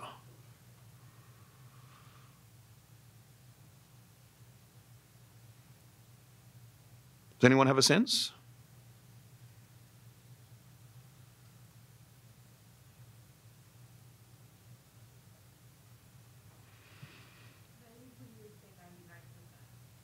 Yeah, exactly. And that, I mean, we know that isn't right now, right? But naively, you would say that. And so the reason that's not correct, as some of you may be aware, is that we're not actually taking into account that so few people are actually users in the population, right? So the base rate of usage is incredibly low. So that really changes these 1%. To a lot of different things, as we'll see. And we're going to tell this story via simulation now, okay? So what I'm going to get you to do is take 10 minutes to simulate this. Okay, so what we're going to do is we're going to take 10,000 people randomly from the population, sample for the number of users and non-users, and we know that the rate of usage is 5 in 1,000, so we can sample. There's a certain probability, so maybe we use the binomial, I don't know. And then we sample each of those to see how many will test positive, how many will test negative. And then we look at all the positive tests and see how many were actual users, okay? And of course, this is actually totally applicable to, and we would have seen in the past 2 years with COVID infection rates as well.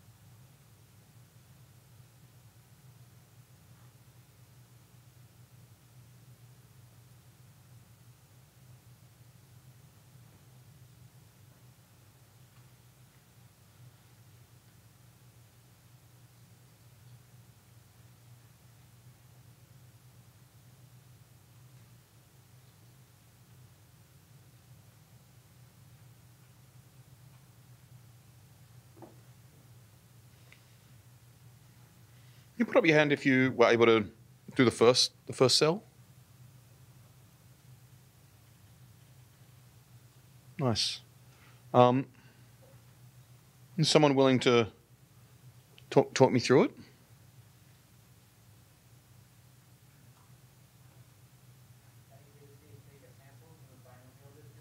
Yeah.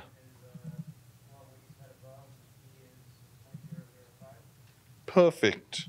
So what we're doing here, we want to sample for the number of users. We know I actually wrote 10,000 and then set n is equal to 100,000, so I'm going to make it 100,000. But yeah, our colleague up the back is absolutely right that we know that 0.5% are users, so we sample with p is equal to 0.05 or 005. Yeah, exactly. Thank you. What's an order of magnitude between friends? My postdoc advisor actually used to say, what's 3 orders of magnitude between friends? But we were working in biology, so. What's that?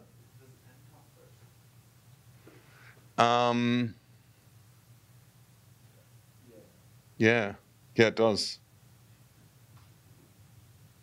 The reason it took me a second, I was thinking which n. And what I mean by that, this last one is its size. And I think of size, yeah, we've got like, yeah, I mean, yes, the short answer is absolutely yes. Great, and we're simulating it once, okay. So then the number of non-users will be n minus users.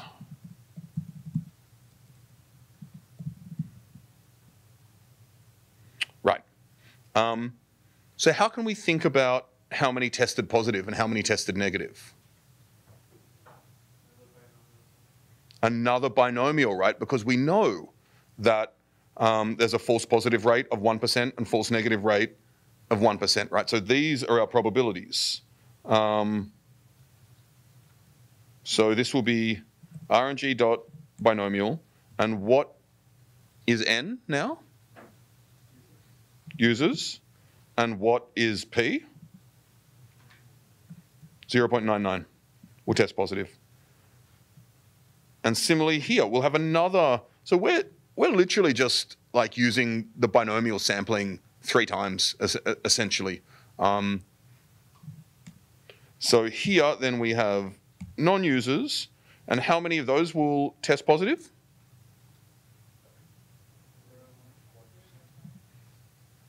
Exactly. 0.01. Right. And so to figure out how many of those positive tests were for users, we do upos over the sum of upos and non-pos, okay? And what we'll see is that it was 31%, which is significantly less than what we may have thought naively, okay? Hey.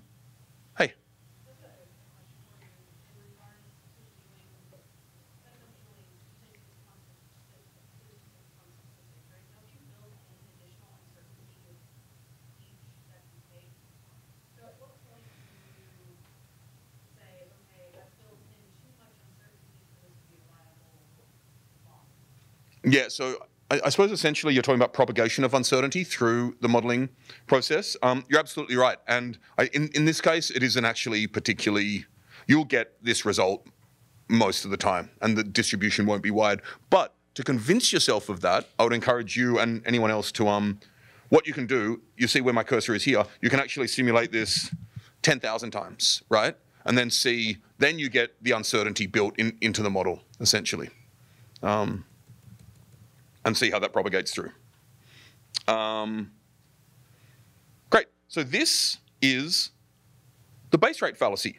And essentially what we've been doing is, and this is something in the past 2.5 years we've actually seen, I mean, selection bias has been rampant, lack of knowledge around measurement techniques, and then base rate fallacy as well. We've seen in the media, time and time again, the probability of A conditioned on B being mixed up with the probability of B conditioned on on A, even when reporting COVID incidents as a result of tests. So another reason why this is so, I mean, this is important across the board, but particularly in the past several years.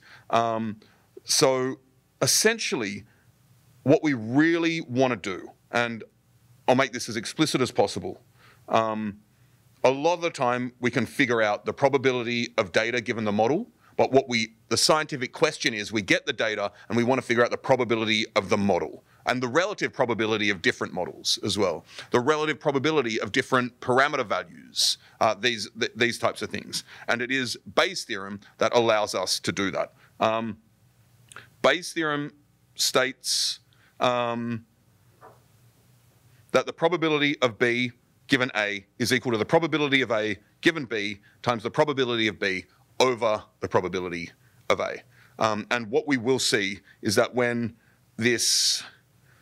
we use this, for example, for the drug testing problem we just went through, we can do this analytically, and by that I mean like using the mathematics and not simulation. What we see is that the probability of someone being a user given a positive test is equal to this, and we can go through a bit of algebra essentially to figure out exactly what's happening here, and that it is equal to 0.332. And I encourage you to go through the math using Bayes' theorem if you're interested. Are there any questions about anything we've done so far? Because we're about to really move into Bayesian inference.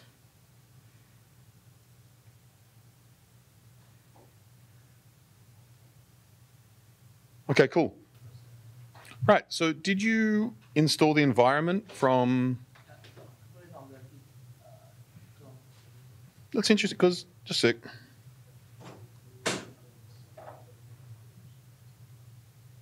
Whoa. Definitely remind me later.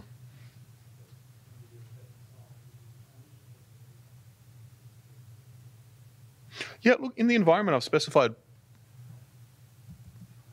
PyMC, so... When I manually did it, I followed the requirements document, and I didn't have it either.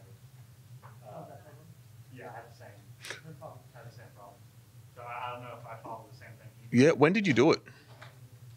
Yesterday, day before. Right. I don't know if I followed the environment.yml, but I might have followed like the, you have a requirements.txt in here? So I think there are several points. All the tutorial environments one after another, so they all kind of blurred together. Yeah. So this is definitely on me, whatever the issue was. But the first thing to note is that I did request in the README that pull the repository at 9 a.m. today. I think that may have been the issue. I'm not sure. But then, did you do this? No, I just went in. Did you do that? Ah, okay. I mean, I fixed it now. I just installed it. Yeah, cool. You know, I just love to know, I mean, I want this to work for as many people as possible, so any way to make sure that it runs on everyone's systems. But installs are tough, right? Dependency hell is a real thing. All right. Now it's time to, this is even more fun, what we're doing next. So if you think we've had fun so far, wow, you're in for a treat. So let's import, we're in Notebook 2, going to import our packages. Some learning objectives to think through. Don't worry about that warning. It's a non-issue for us. We're going to start to understand about the building blocks of Bayesian inference. We're going to understand what priors, likelihoods, posteriors are. We're going to use random sampling for parameter estimation in order to appreciate the relationship between sample size and the posterior distribution, along with the impact of the prior. We're going to use probabilistic programming for parameter estimation and for hypothesis testing, and maybe for regression. I added the regression example recently, so didn't even make it into the learning objectives. That's how like cutting edge today is. I may have asked this at the start. Can you put up your hand if you've used probabilistic programming languages before?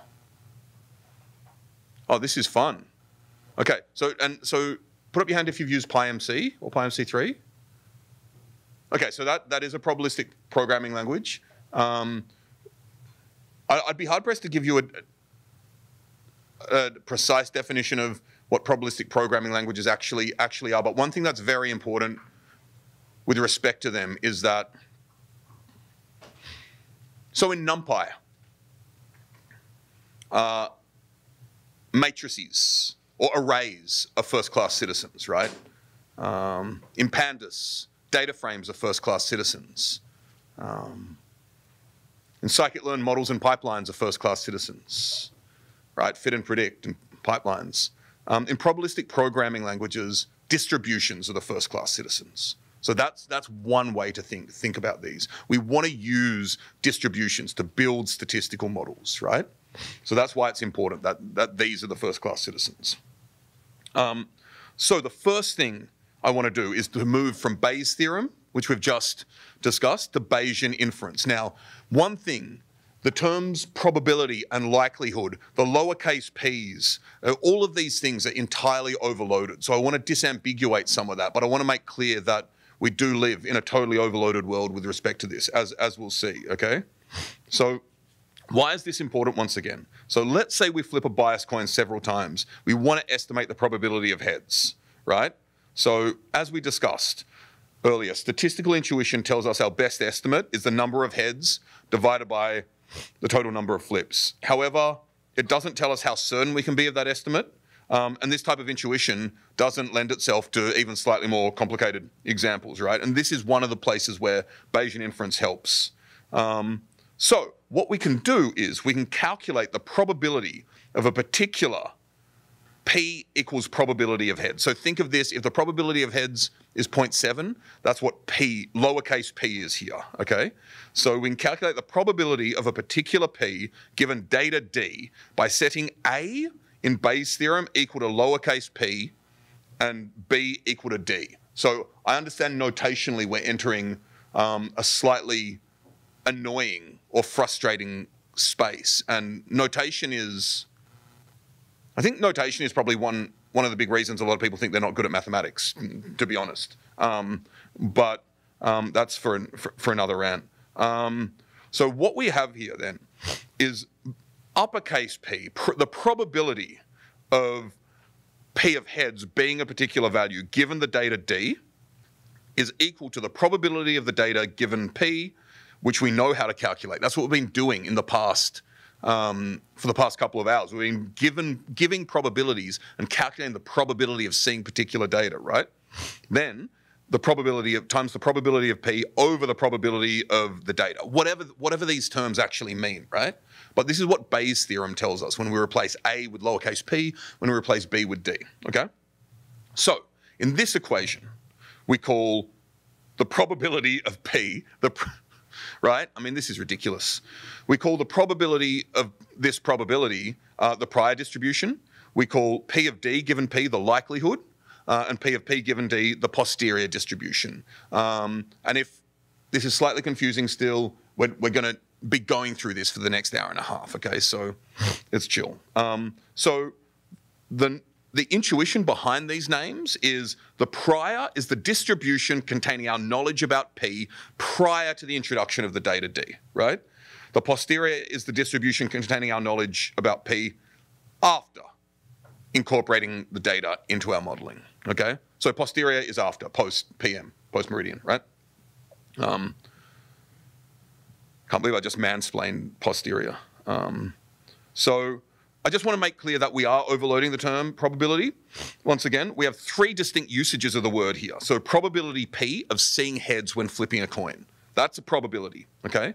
The resulting binomial probability distribution, P of D given P, of seeing the data given P, we've also called this probability. Then the prior and posterior probability distributions of P encoding our uncertainty around the value of P, okay? So all of these things we're referring to as probabilities in different ways. So I just want to make clear that I understand the suffering involved in this discipline. I know this is a lot of talking and text to go through, but I was going to say it's worth it. I don't even know if that's true, but it is important. Okay, so the other thing to make clear is that we really only need to know this posterior up to multiplication by a constant, because we only really want to know, we only care about the values of the probability of P relative to each other. For example, we might be interested in what is the most likely value of P. On top of that, once we have all the values of P given D, we can normalize it to actually get the probability distribution, right? So we don't need to worry about the probability D, probability of the data. And I'm glad, because that's something I don't even really want to talk about. Okay, so the probability of P given D is proportional to these two terms. So essentially what this is saying is that the posterior is proportional to the likelihood multiplied by the prior. Okay, so if we're talking about a coin flip, what's the prior? What do we know about the probability of getting heads? And this is one of the big critiques of Bayesian inference, right? What's the prior, right? So what we can say about it, we can say that it's going to be between 0 and 1, right? Because it's a probability, okay? So maybe then, if that's all we know, if we know nothing else about the coin, maybe we just give it a uniform distribution for the prior, okay? Maybe we know it was the Australian Mint that made the coin, so we can actually probably assume with high likelihood that it's 0.5 with a very narrow distribution around it, okay? Maybe if it's a magician's coin, we actually assume it has a high probability of 0 and 1, and it goes down in the middle. All of these things are possible, right?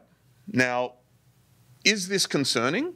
I honestly don't think so, for several reasons. I mean, part of the critique is that if you have a different prior to me, then we may end up with different results.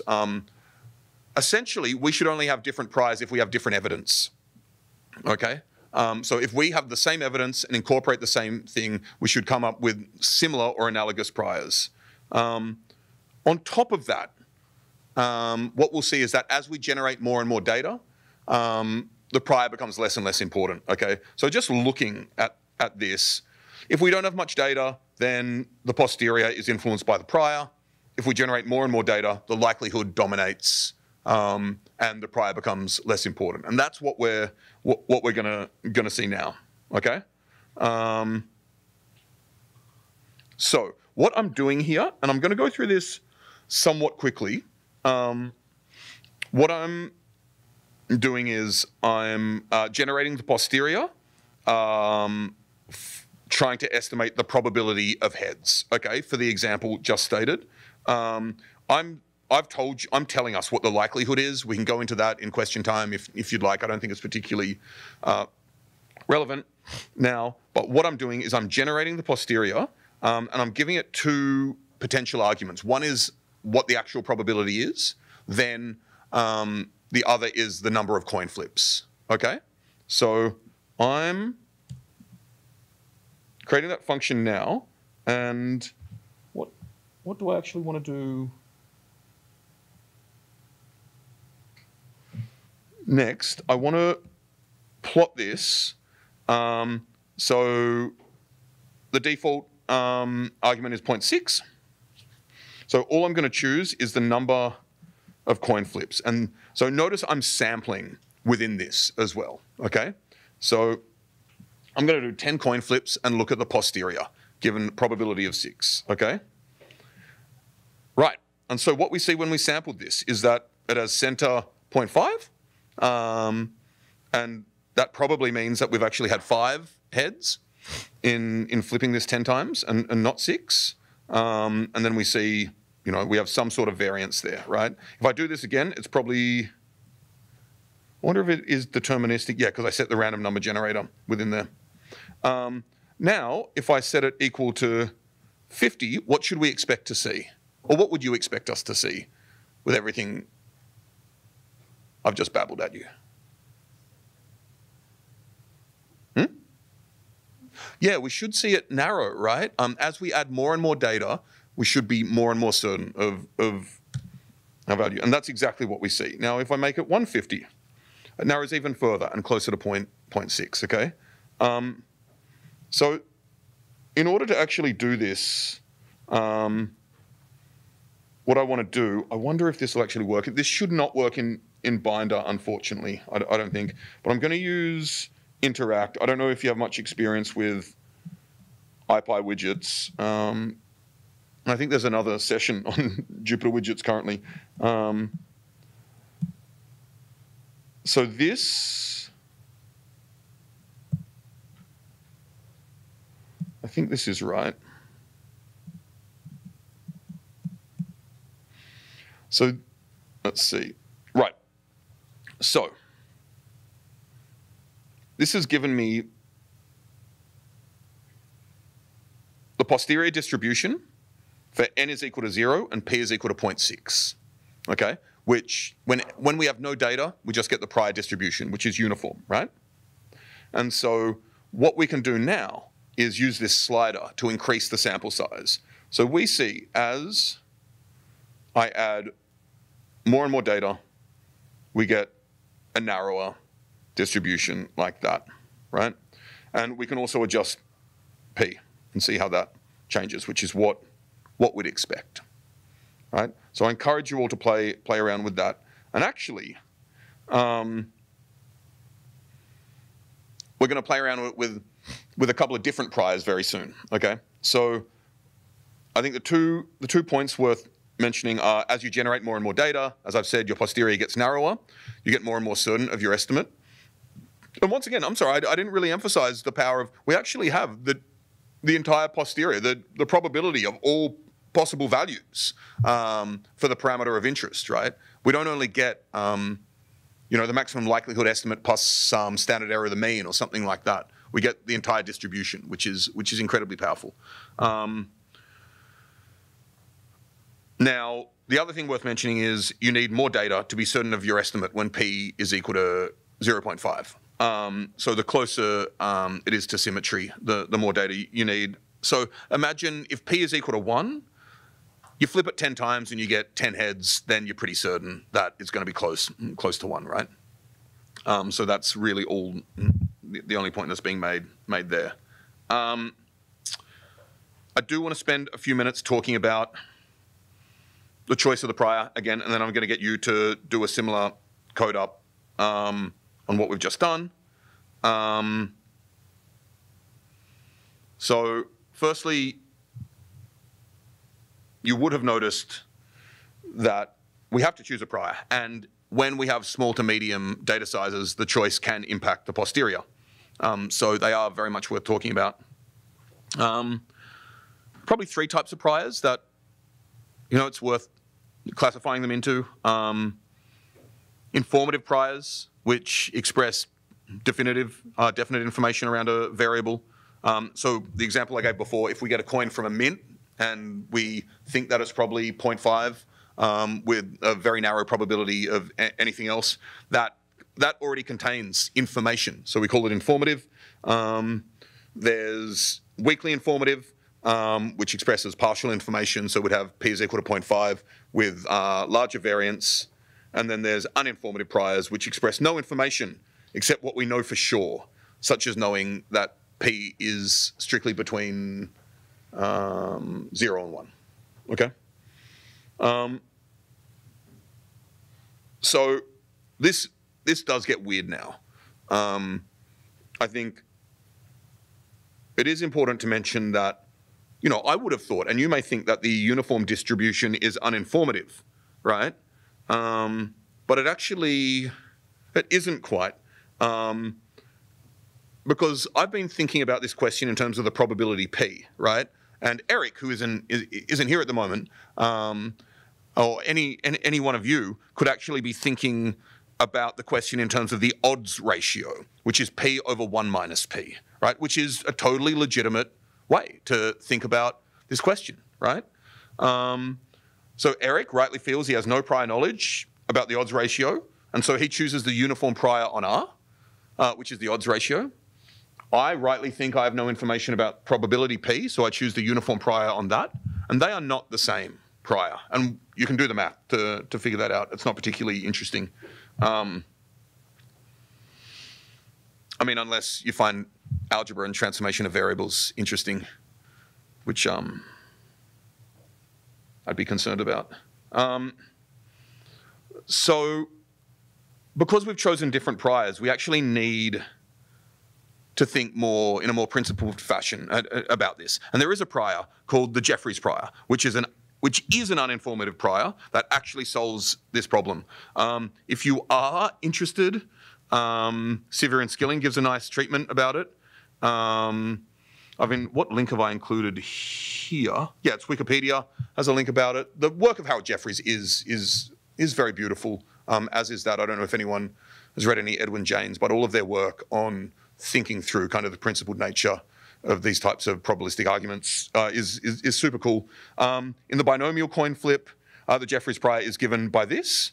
And what I'm going to get you to do now in 5 to 10 minutes is to,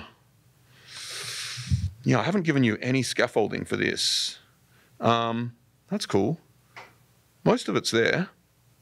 What I'd like you to do, or attempt to do, is create a plot like the one I have above, which has the Jeffreys prior and the uniform prior. So I'm going to, if you do what I do, I go to this cell, I'm going to copy this cell. I'm going to paste it here. And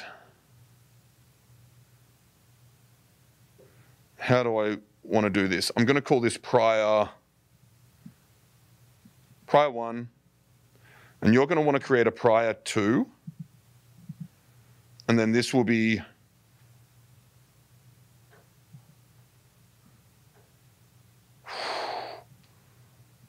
posterior 1. Yeah, this is a bit gnarly, and I have normalized so that the peak is at always 1, which isn't actually quite normalizing, and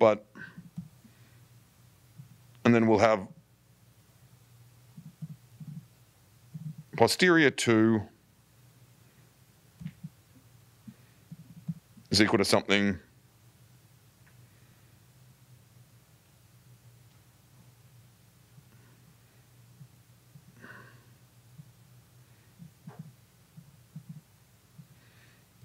and then something like that.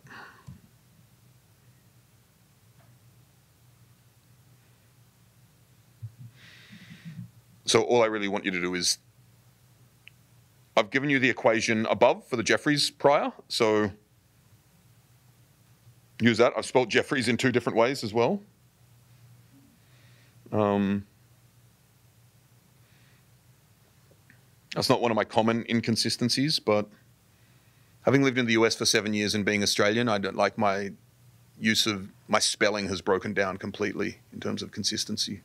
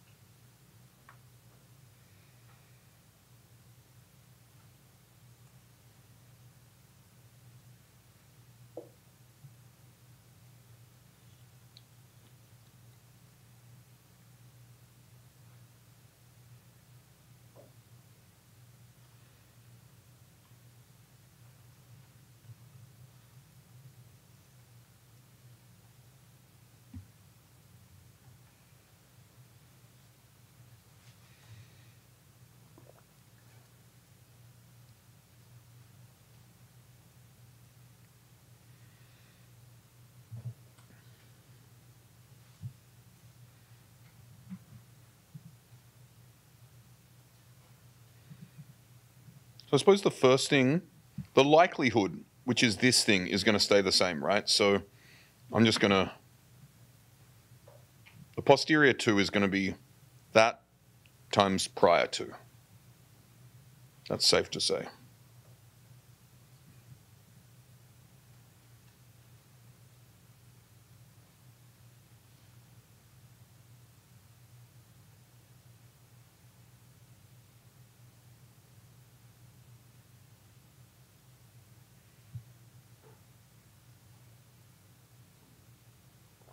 Can anyone tell me what the Jeffreys prior is?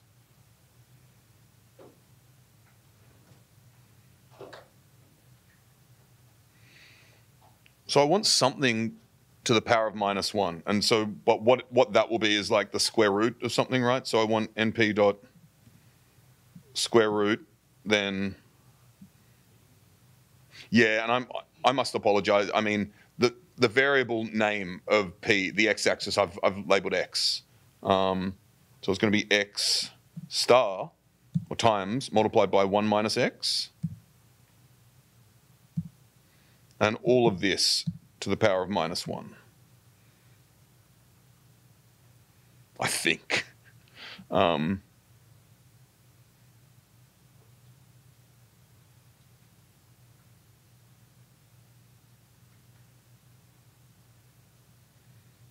I'm just going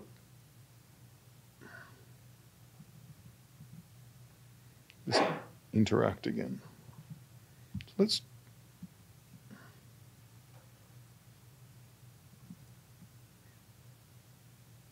yeah, there's a divided by 0 error, which is because, let me actually just go to the instructor notebook because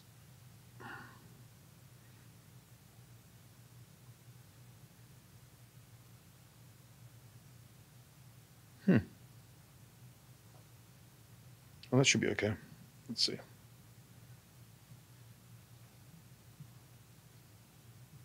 No. Actually.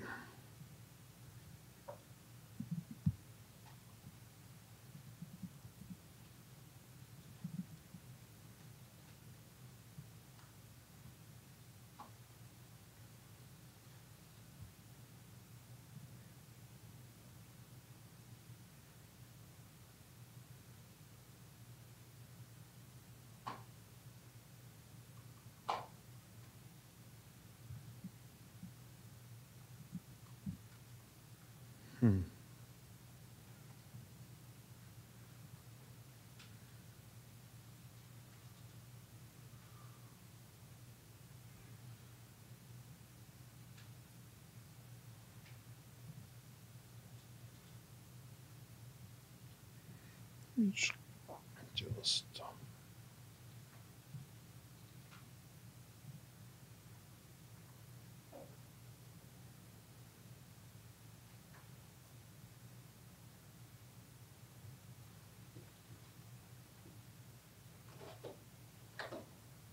yes, that's the issue.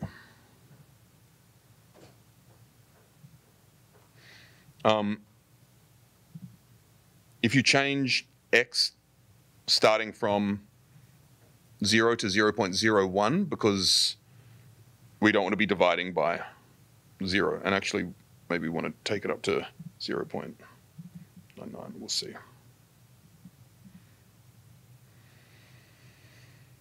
Great.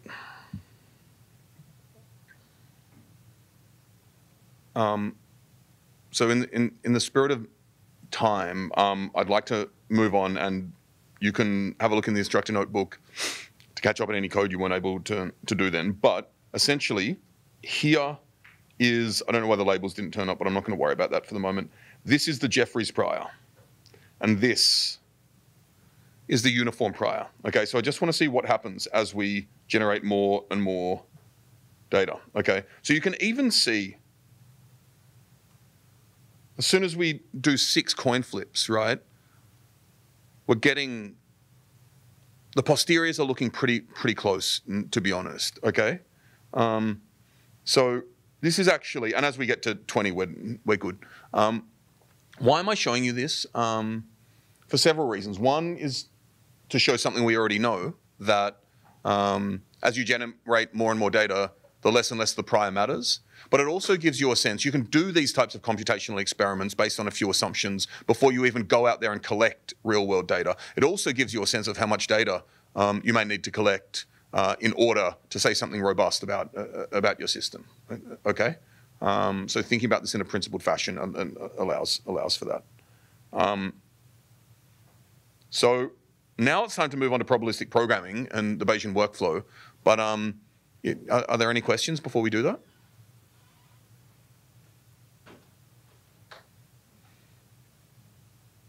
All right. So we have around an hour left, and it's going to be the most exciting hour of summer. So what we get to do now is to build on all the skills we've learned by learning the basics of probabilistic programming using PyMC, okay? So in terms of building Bayesian models, let's remind ourselves of what the steps are very explicitly, okay?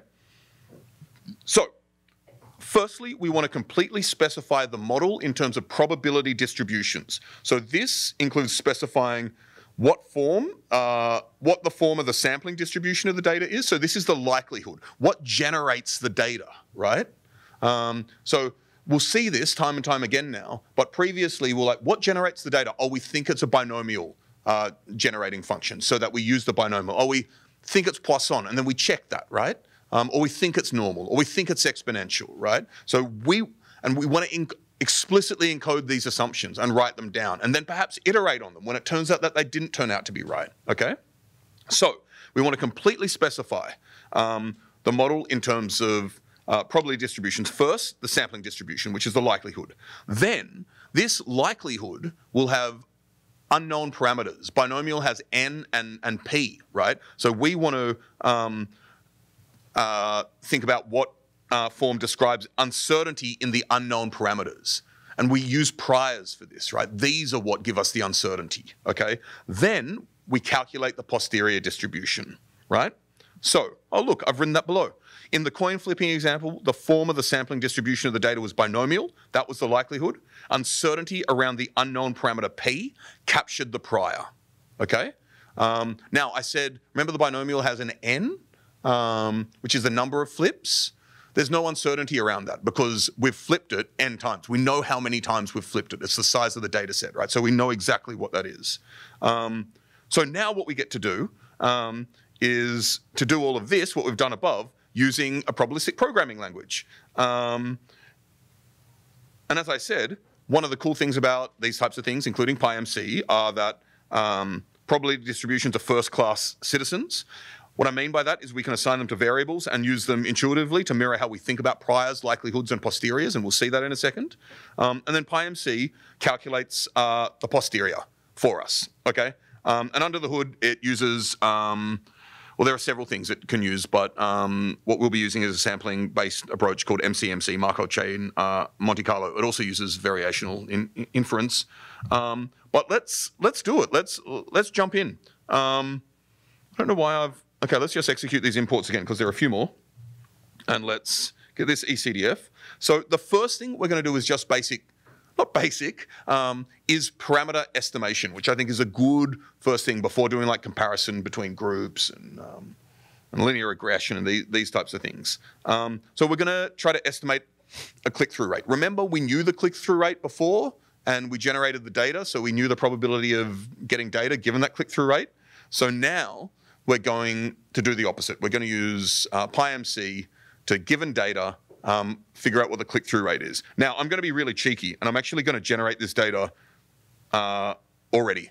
But that's actually cool, right? Because the reason I'm doing this, as opposed to just giving it to us, is that we'll know what the click-through rate is, and then see what happens at the end, right? Whether our PyMC and probabilistic programming has given us something that is sensible, okay? So I'm generating, we've got 150 people hitting a website. We know the probability of conversion is 0.15. Number of successes will be RNG, binomial,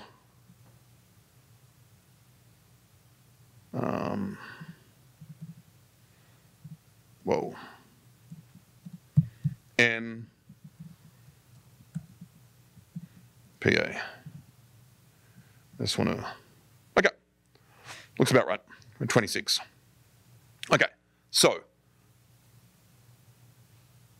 what do I want to say now? Now it's time to build our probability model. So recognize that this click-through rate question, once again, is a biased coin flip. So the sampling distribution is binomial, and we need to incorporate this in the likelihood. There is a single parameter P that we need to describe the uncertainty around using a prior, and we're going to use a uniform prior for this, okay? So I'm actually going to start, we build these models bottom up, right? So I'm going to start with a likelihood and then think about what we need in terms of the prior as just described. So we have y is equal to PM. So actually, I want to make clear, we're using some sort of Pythonic context manager. Doesn't really matter for the time being why we're doing this, but this is what we do. And then inside this context, we define the model, essentially, okay? And if you've used context managers a lot, you may notice that it's slightly unorthodox in some ways, but it's not a big deal. Okay, so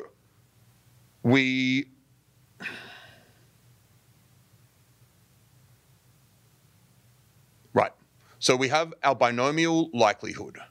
Now, we need to specify uncertainty around the parameters, okay? Now, remember n, there's no uncertainty around it. We know how many coin flips there were. That's capital N, okay? But there is uncertainty around P. So we're going to call that prob, which we're going to define as a prior in a second. Now remember, what we also need to do is put into the likelihood the observed data, okay? And this will be the number of successes, right? Now, we also want to specify our prior. So just as we did pm.binomial, we now do pm.uniform because we're choosing a uniform prior, and we want to give this variable a unique symbol, which we're using P. I should use prob, and I would suggest in future that the Python variable mimics what we're using as a variable name. But because I've done this previously and it may impact later cells, I'm going to leave it like this for the time being.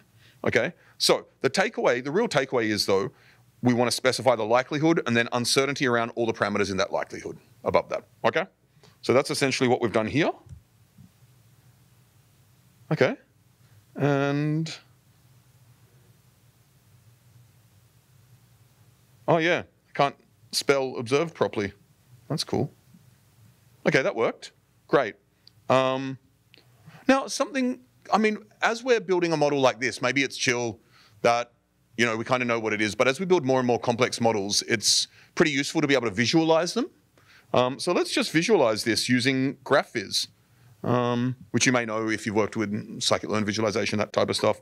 What we see here is that we have this uniform P, and we're using it, among other things, to calculate the binomial, or using it with the likelihood to calculate the posterior, okay? So there'll be time for questions in a minute, but I want to get through. So we've built the model, okay? Now what we want to do is, and actually, I wonder,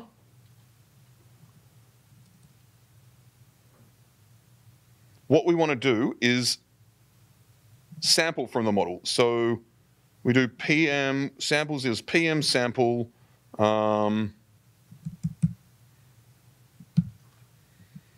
we'll do 2000 to make sure that we have a sufficient, because we're sampling, we want to make sure we have some sort of burn-in period where it goes around the probability space and finds the correct things. Then, actually, I'll execute this.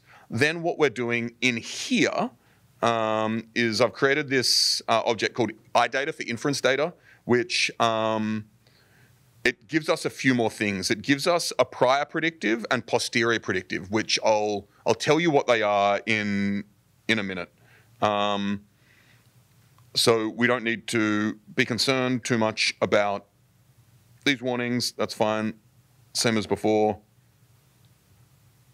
This is cool.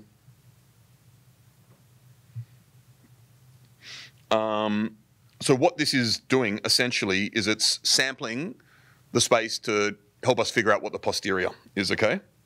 And when that's done, we're actually going to want to plot the posterior of our P. And we've imported a package called rviz. I wonder if this is samples.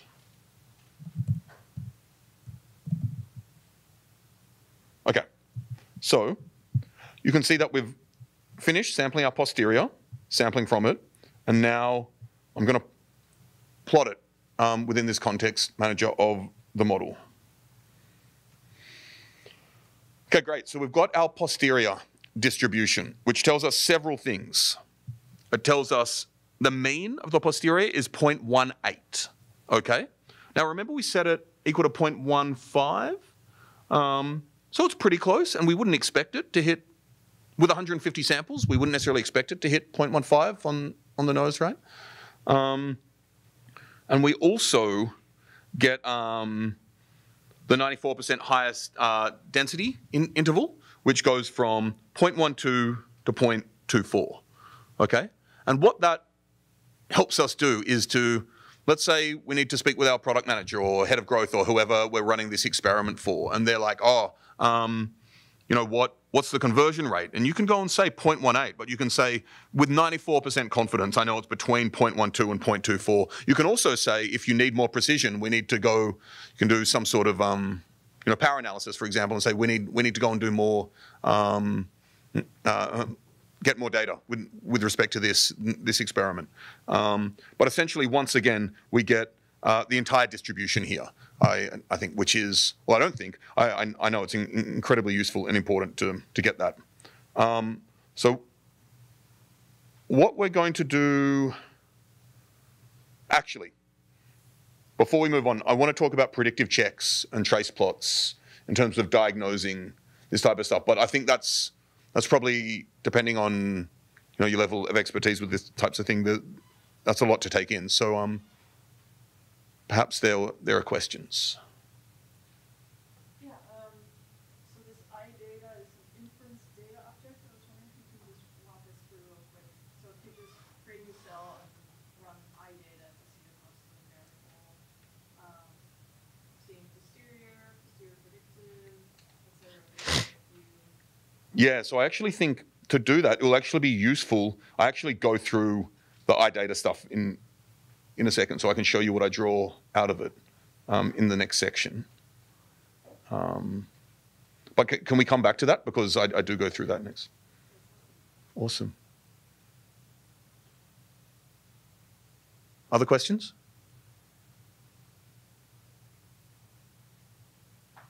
Okay, cool. So that's a great question, and to introduce the inference data object, I just want to kind of talk about what I've put in there essentially. So we've put in a prior predictive check, posterior predictive check, and trace plots. Okay. So the prior predictive check generates samples of the data based on the specified prior without looking at the data. Okay. So they will help you check whether your priors are sensible distributions, or if they're totally unreasonable, okay? So what we're going to do here is plot the prior predictive check for our model, okay? And as you can see, what we're doing is we're taking the prior predictive and selecting Y and then flattening it out. And you may recognize here that essentially we know that we have a uniform distribution, and that's what we've done here. And I think what's clear is that it's bounded by the total number of visitors, which was 150 at the top, and bounded by 0 below. So as a prior predictive check, if we were getting negative values for our prior predictive check, we'd need to be very concerned, right? But this kind of accords with our intuition of what we set it to be and what we want it to be. Oh yeah, that's exactly what I wrote here. So does it look sensible? It is a qualitative and quantitative question. So qualitatively, it does look extremely similar to a uniform distribution. Quantitatively, its lower bound is 0, upper bound 150. So it looks pretty good. And as I said, we would be concerned if there are negative values or values over 150, or because they would violate the assumptions we have about the data generating processes. And we'll see how red flags in our prior predictive check can actually arise very soon, okay? And why we may want to change our priors, in fact.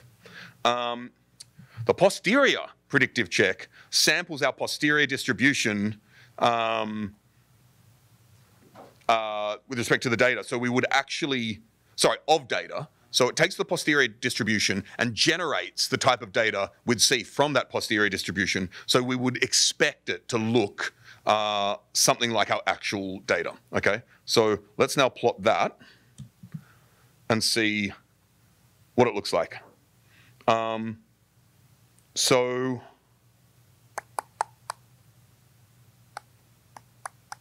let me get this right. This text below is slightly incorrect. It shouldn't be 21, but this is the data generated by our posterior over successive simulations, and we'll see the median is around, the mean, no, it is the median, of course, is around 26. Now remember, our data actually is just one number, okay? Which is the number of clicks. So let's just have a look to see. So the number of clicks was 26, which is pretty much the center of this posterior distribution, which once again, this isn't a silver bullet, but these are all things that validate the modeling we've done, the choices we've made, and the assumptions we've made, okay? And as I said in the next example, we'll see how this may break down. I also want to plot trace plot, which what this does is, remember what we're doing is we're sampling the space. And what I've just shown you is kind of at the end of the sampling procedure, what the posterior looks like, right? But we want to see it throughout and see whether, if we see it drifts a lot and doesn't stabilize at any point, then maybe that's a red flag, right? Essentially what we want to see is diffusion around a particular value and no drift, because that's what the mean will be. That's what the actual value will be, right? So what we want to avoid are things that shoot off like these, right? So the way we do that, I need to look at my cheat sheet now.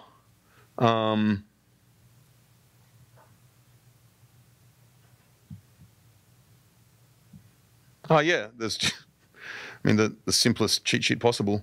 What we do is we use RViz again to plot the trace of the samples. And essentially, to get this kind of drift without diffusion, we want to see what looks like a hairy caterpillar, right? We want to see it kind of oscillating around a particular value. What we have on the left, what we've done with this sampling procedure essentially is, in parallel, we've done 4 chains of sampling.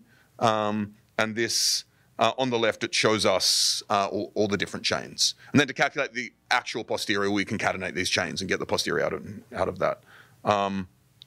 So I think that helped think about the inference data object with respect to what we wanted to get out of it. Was there other stuff you wanted to know about the?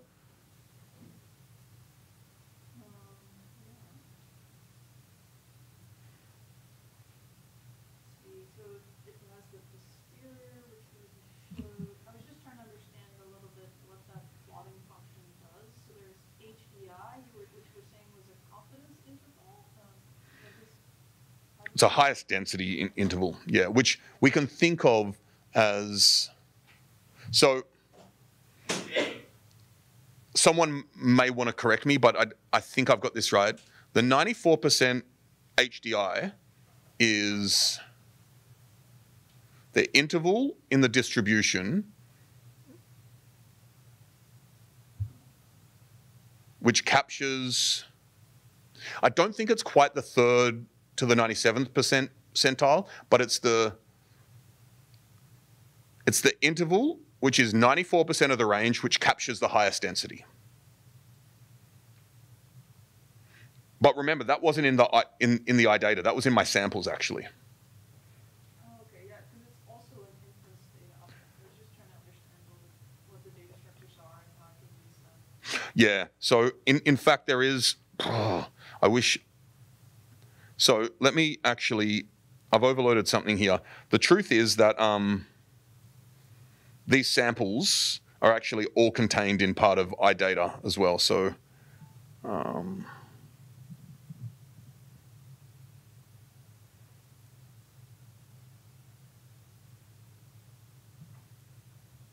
Right. Yeah. I think it's in sample stats, but I'd need to dig into that a bit more. Yep. Yep. Absolutely. So what is going to happen next is that you're going to do something similar. You're going to do parameter estimation, just like I have, but on the mean of the beak length population of Galapagos finches. But once again, I feel like that was a lot to take in. So I'd just like to open the space for any questions before we move on. It's either a really good sign or a bad sign. Yeah. Hey. I have a question about the comparative type. So we only looked at the median, I believe, they're measuring, but that was not very convincing. So are there like any other more tests that we can like check the comparative distribution? Yeah, the funny thing is in this case is that we don't have, from the actual data, all we have is a single number, right? So we just want to make sure that that single number lies somewhere credible with respect to the posterior. So if the data consisted of something distributed, then we could compare distributions. But in this case, all we know is that we had 26 conversions or heads, right? So then we just need to, so let's say in this case that the counterfactual would be, let's say we actually had 40 heads, then this would not be convincing at all. But the fact that the experimental data gave us 26 and it lies in the center here, if that makes sense. So what would be doing that, like, let's say we had 40, like, number of samples, like, let's say was bigger, and then it was really hard to compare them, like the initial assumption of correct distribution at ESP? Yeah, so in that case, if your prior predictive check is looking good, then it's probably not the prior. And the other thing that you've decided on or made an assumption upon is the likelihood. So then you delve into your likelihood and check your assumptions there. So it may not be binomial in this case, right? Yeah. Cool. So if you all would like to, I wonder how much of, yeah, I think maybe take 15 minutes or so to jump into this. I'll make clear, we'll import the data, of course. Remember, the things we need are a likelihood function for the data. What I do here is I plot the data, and it looks kind of normal. There's a slightly long tail, that's fine. Looks kind of normal, so we're going to use a normal likelihood for the beak measurements. And once again, because it's measurements, we can think perhaps this is normally distributed as well. What are the unknowns that we need to express uncertainty around with priors? We have the mean, mu, and standard deviation, sigma, okay? And so we're going to use a normal prior for mu with mean 10 and standard deviation 5, and a log normal prior for mu with these values. I think this was a note to self.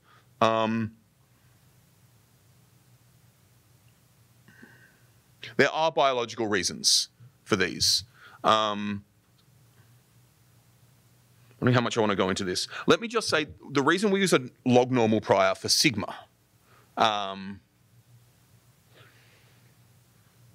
So sigma is variance, right? Standard deviation. And it's strictly positive.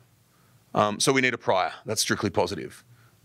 We don't think the variance will be like incredibly large, so we want something strictly positive that maybe doesn't fall off, doesn't extend too far. And log normal is something which satisfies both of these. So this is why we're using a log normal. We'll see perhaps that it doesn't quite work out, but those are a few bits of intuition around that.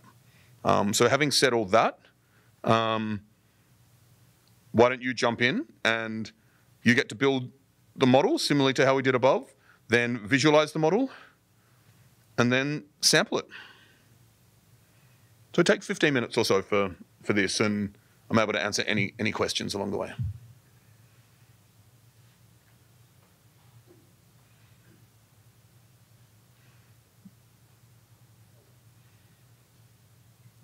And for those leaving early, this is not an intention to call anyone out at all. But what I would love, in the README, I have just a feedback form. We want to make this workshop as good as possible. So if you're able to, that would be so awesome to just give us feedback, and please be as critical as possible, but constructively so, or not.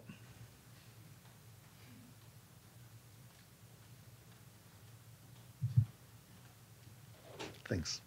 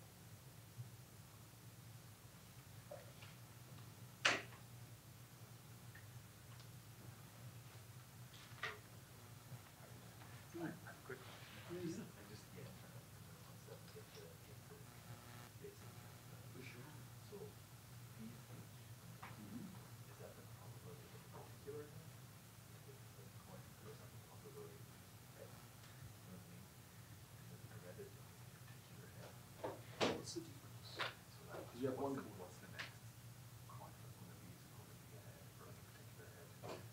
In 5 coin flips time, will that be ahead? That's what I mean by particular.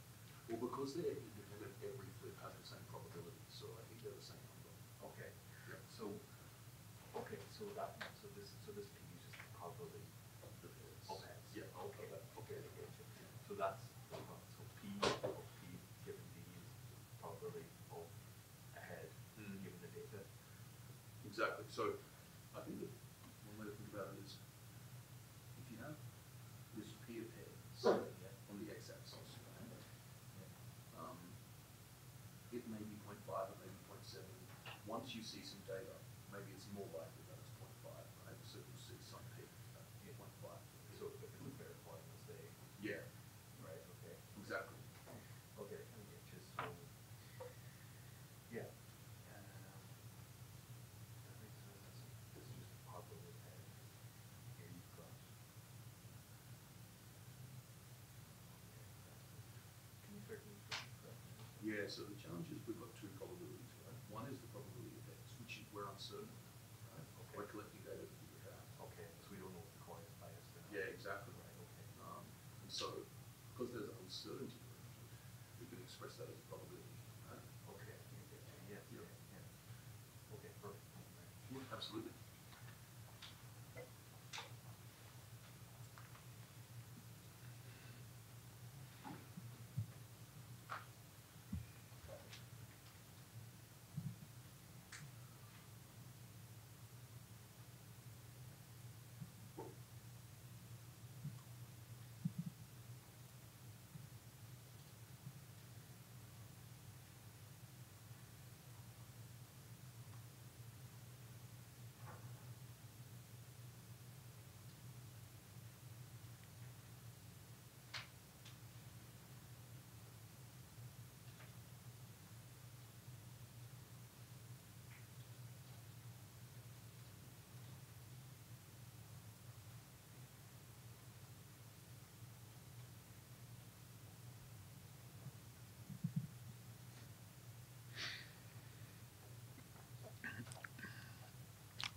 So what I'm going to do is just very briefly talk you through my solution to the first cell, or the first two. Let's say, okay. So remember, what we need to do is encapsulate what we know about, or our assumptions around, the sampling distribution of the data through the likelihood. Okay. Remember, I said that's going to be a normal distribution, right? That's the assumption we're making, which is based upon, looking at the data and then thinking about what generated the data. We call it Y1, and then it has two variables, which are mu and sigma, which we're assigning to mu1 and sigma1. Remember, we'll need priors around those, so that's what we're doing above. But we also need to give it the observed data. So that's what we're doing there, okay? Now, mu1, we said we're going to assume is normally distributed. So that's what we do here with mean 10 and sigma 5. That's exactly the assumption I made there. And then sigma 1 being log normal with mean 0 and sigma 10. Okay? So essentially, that's what we're doing there. And you'll notice with respect to the API, we're doing the same thing for each of these first-class citizen distributions. It's PM dot whatever distribution we have there. So I'm going to execute that. And while we're executing that, I just want to, that.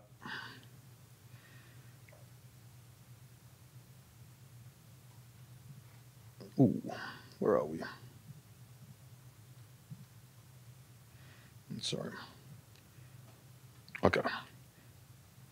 Just want to remind myself what that is. And so let's just,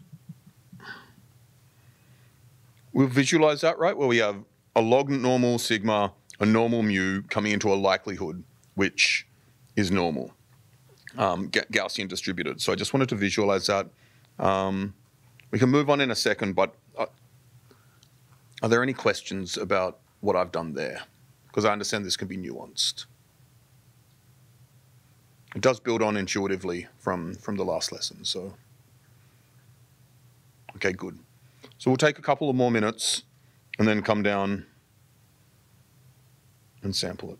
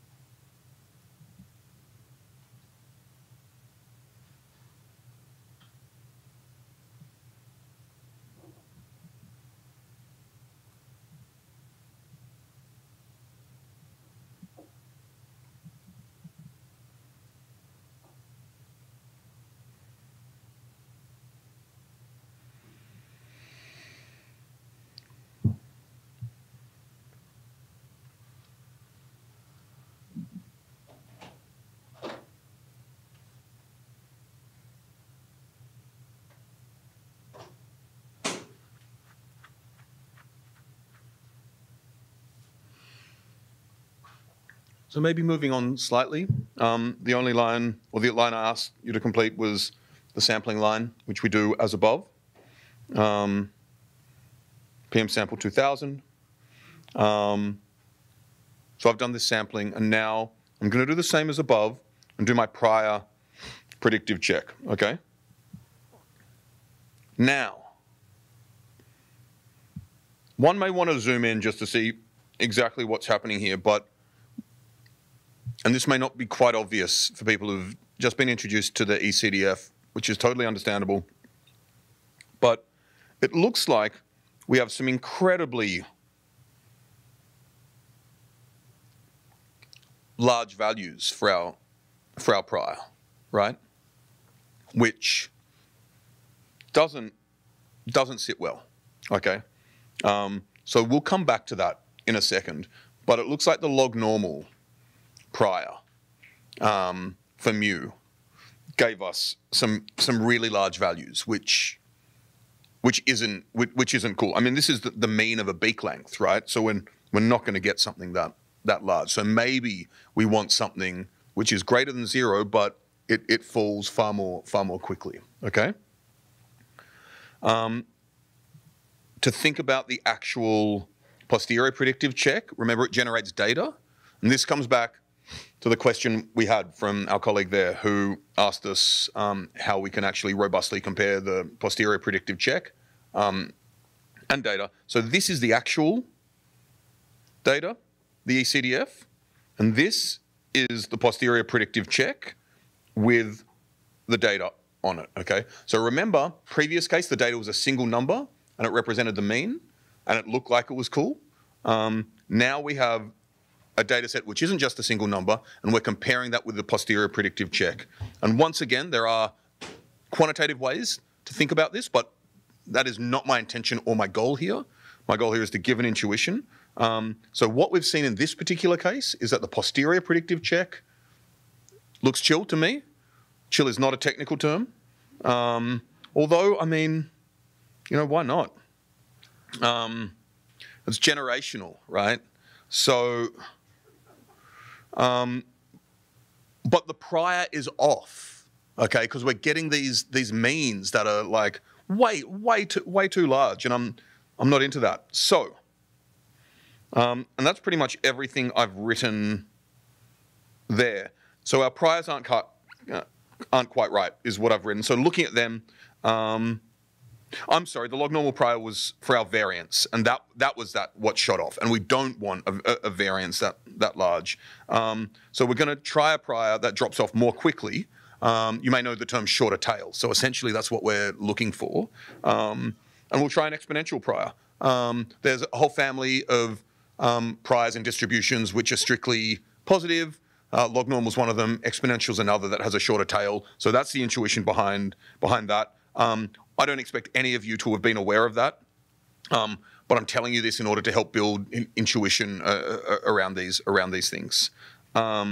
So this was left as an exercise to the reader, but in the spirit of time, because we have under 20 minutes left, what I want to do is just, I'll copy and paste this. And so that's from the instructor notebook. So we're using an exponential distribution. Lamb, remember, was the variable of interest in the exponent. And we'll plot this as well. So it's exactly the same as before, except now we have an exponential instead of a log normal. And I'm going to do the same, pm.sample.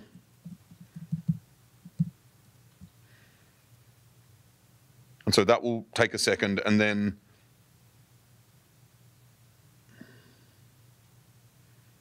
the other thing, of course, I should have mentioned,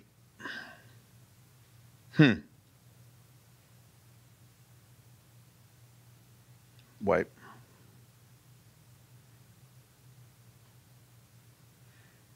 No, that's fine.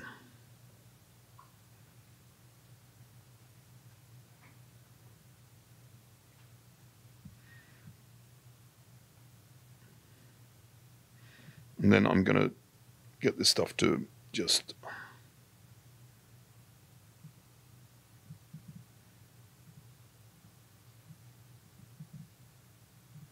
So we can plot it all when we're done.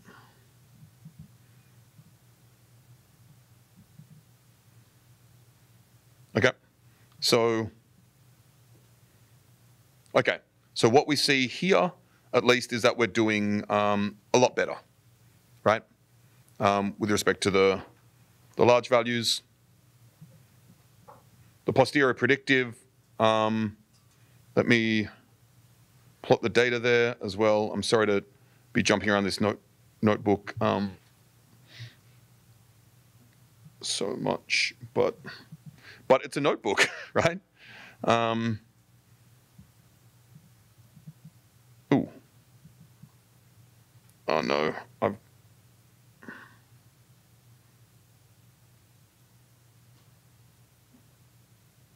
Great.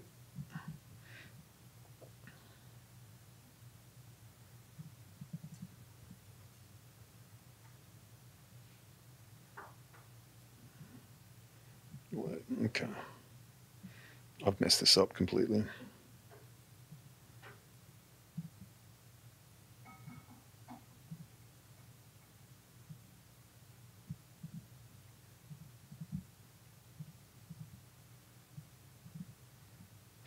Okay, so that still looks good. What we see here are our posterior samples for mu and sigma. Posterior distributions for both our variables of interest in the sampling distribution. And once again, we can plot the trace plots for sigma and mu. And they both look like hairy caterpillars. And I must say, I'm sorry that we're rushing slightly now, but I did want to get to some Bayesian hypothesis testing to kind of round this out. We won't make it to regression, but I did want to get to hypothesis testing. So I'd like to take us through this example in the next 10 minutes or so, and then give you a few minutes to complete the feedback form. Because the data's in that you get more completions of feedback forms when it happens in the room. And we don't need an A/B test for that. Okay, so remember we had the click-through rate example before. Now we're going to have our click-through rate for our normal website and our click-through. Oh, I'm going to change this whole thing to have no click-through rates at some point, I think. It's really doing my head in. But it's better than coin flips. So we're going to have some form of website change or product change and have a click-through rate there as well. So one of our click-through rates is 0.15. We're setting them as we did before. The other is 0.2. We're doing 1,000 samples of each, and then calculating the number of successes with each, okay? And actually, let's just see what these are.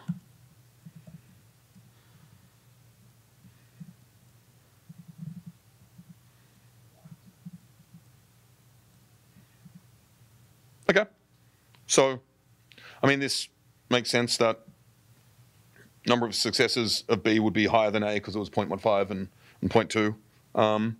So this is where things start to get slightly gnarly, right? Because we're building bigger models. Now we have two different things we're building models for. There are no interaction effects, so essentially we're building two models that are very similar, or actually analogous to the one we built before, right? So we want binomial likelihoods like before, and uniform priors on PA and, well, it's PB. I'm not going to edit that now. But we also want to calculate the posterior of the difference between PA and PB. To figure out if there was an actual change in click-through rates, we want to know the difference, okay? So we do so using pm.deterministic. Now, the reason we do that is, I mean, look, I've written it specifies a deterministic random variable. It doesn't even matter what that means. It's an uncertain quantity, right? This difference, but it's deterministic because it deterministically depends on PA and PB, right? There's no extra randomness inserted in when we're calculating it. That's all I mean by deterministic here.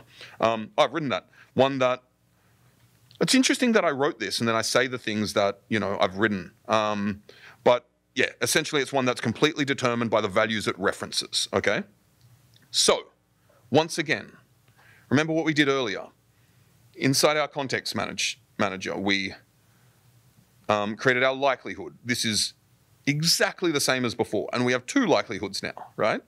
But we require, both of them have two uncertain parameters, prob A, prob B, so we give them both priors, yeah?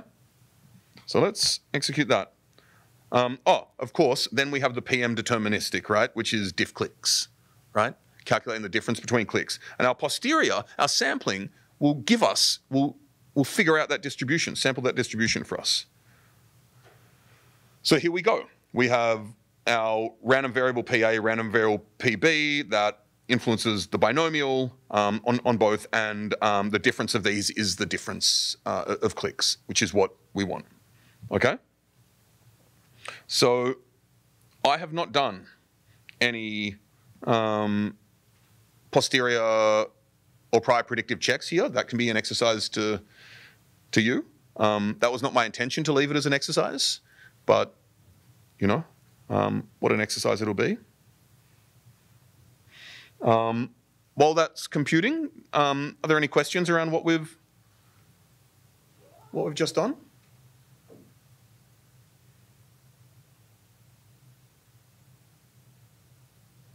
Yeah, I have a question. So, I'm seeing a lot of like kind of human interpretation of data. It's like, oh, does it look good? Does it not look good? Are there also, for example, for whether parameters converge, is there something quantifiable that we can extract from these data that, you know, for example, we use in automation? Absolutely, and to go into that, I'd look at the PyMC docs, but I'd also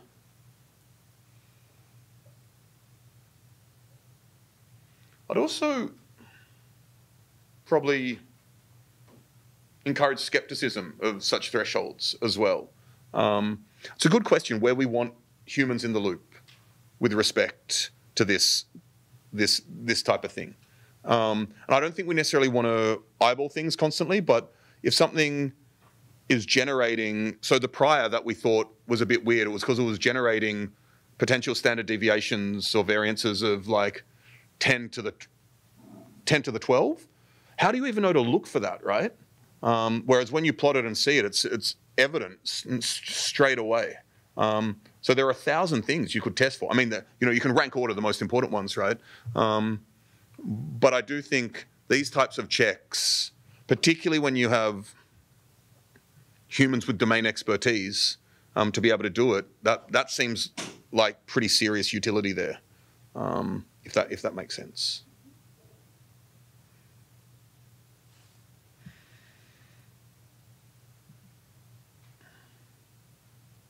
And also, and I don't mean this in a facetious way. I mean it in look where the threshold of P is equal to 0.05 got us, right? With statistical tests. So I think there's a lot more to be said for qualitative in interpretation of things based on quantitation, of course, than using potentially arbitrary thresholds that don't involve domain expertise.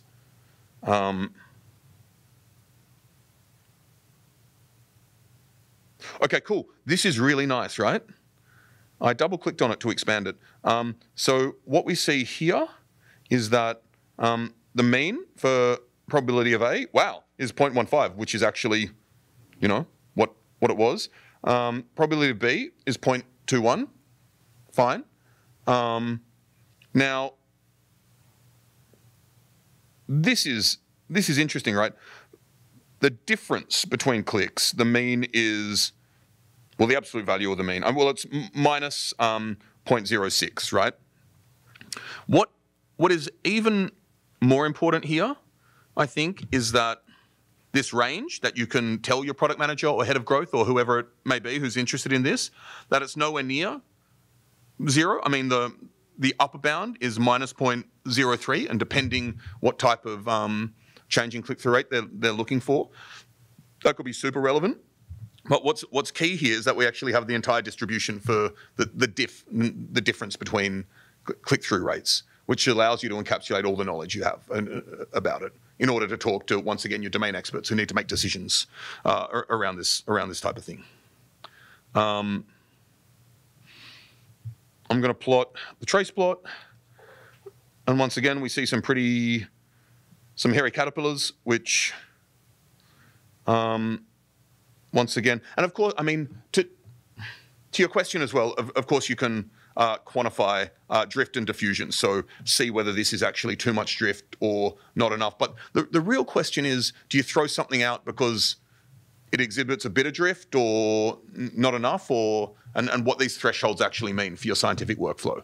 And I would say they're important, but what's more important is validating your underlying assumptions and making sure that you get the data generating processes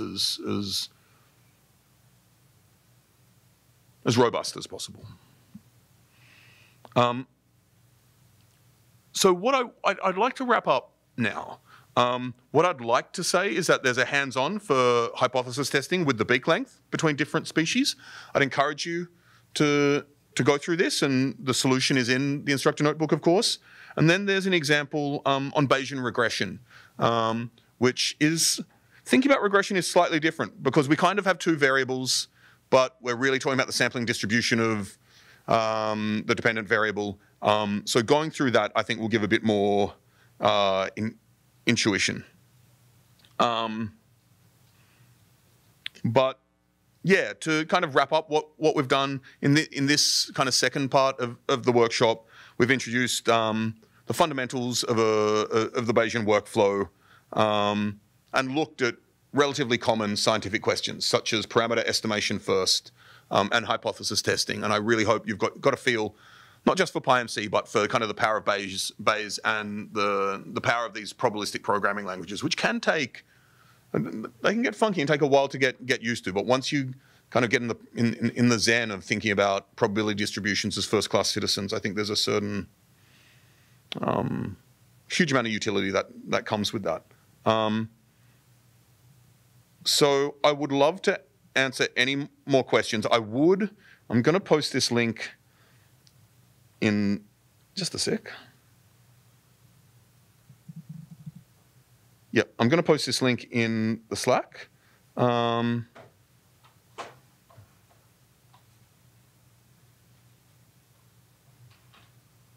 this is great. Thank you all for putting stuff in the chat as well. Oh yeah, and also, I do agree a huge +1 for Mamba over Conda. I've had issues with Mamba and TensorFlow recently. Well, I seem to have just copied the term feed. Whoa, what? It really is. It's time for some queso. Yeah, so if you're up for providing feedback, that'd be super cool. And while y'all are doing that, I'd love to answer any questions about anything we've gone through today.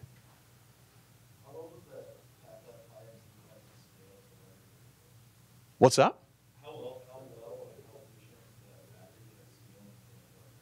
Oh, that's a good question. I've never used it with extremely large data, but I actually think Eric might know. So I'm going to ping him in Slack now. Is he still around? Or might be a bit late. And if he doesn't answer, I can figure it out by tomorrow.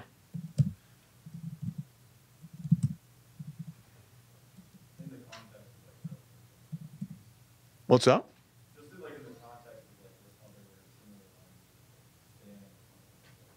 Yeah, I actually don't have a strong sense of that, unfortunately, but we'll figure it out and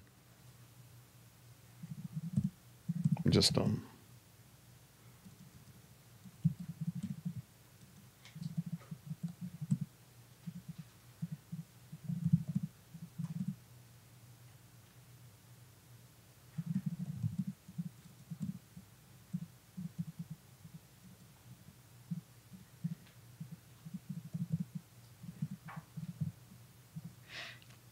I've just asked the question in the channel. If you want to tag yourself in it as well, or you can just come back and, for sure.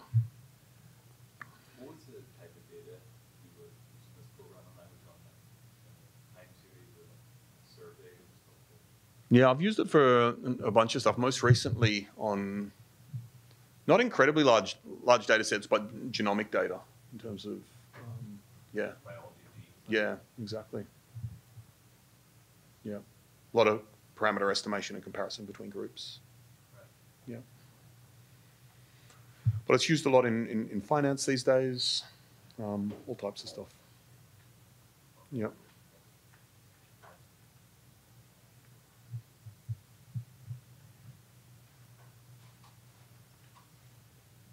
Quick question. So I posted in chat, but I'm just trying to understand the terminology. So you have got confidence intervals and credible intervals, or the HDI. Mm. And do I understand correctly that confidence intervals are more a statement about the probability of, or the likelihood, and that the HDI is more a statement about the Bayesian approach, which gives you a measure of how credible your model is? Do I understand that correctly, or would you describe it? The HDI definitely is used a lot more in Bayesian inference. The way I would frame it is that it gives you, I don't know if this is the language people would use, but it doesn't tell you about the credibility of your model, but it tells you about the credibility of the range for the parameter of interest, right? Because it is about a particular parameter, not necessarily the model. Yeah, exactly. Yeah, because in these examples we just looked at a single parameter. Yep, Okay.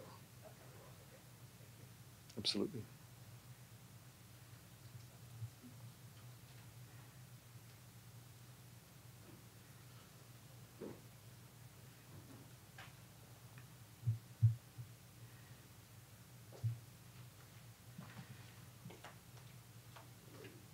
And if any other questions pop up, definitely post them on Slack. Also, if after the conference there's stuff in the repo you're interested in, please raise issues on the GitHub repository as well.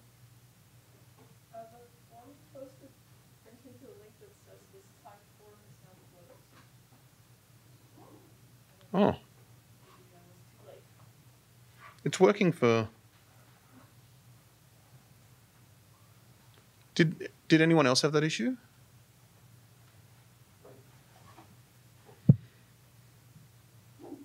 Oh.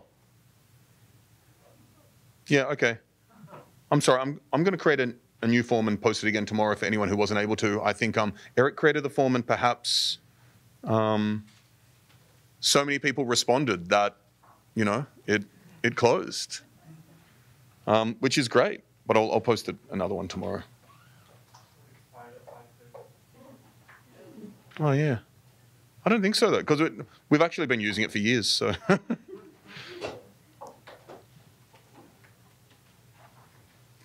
Thanks, everyone.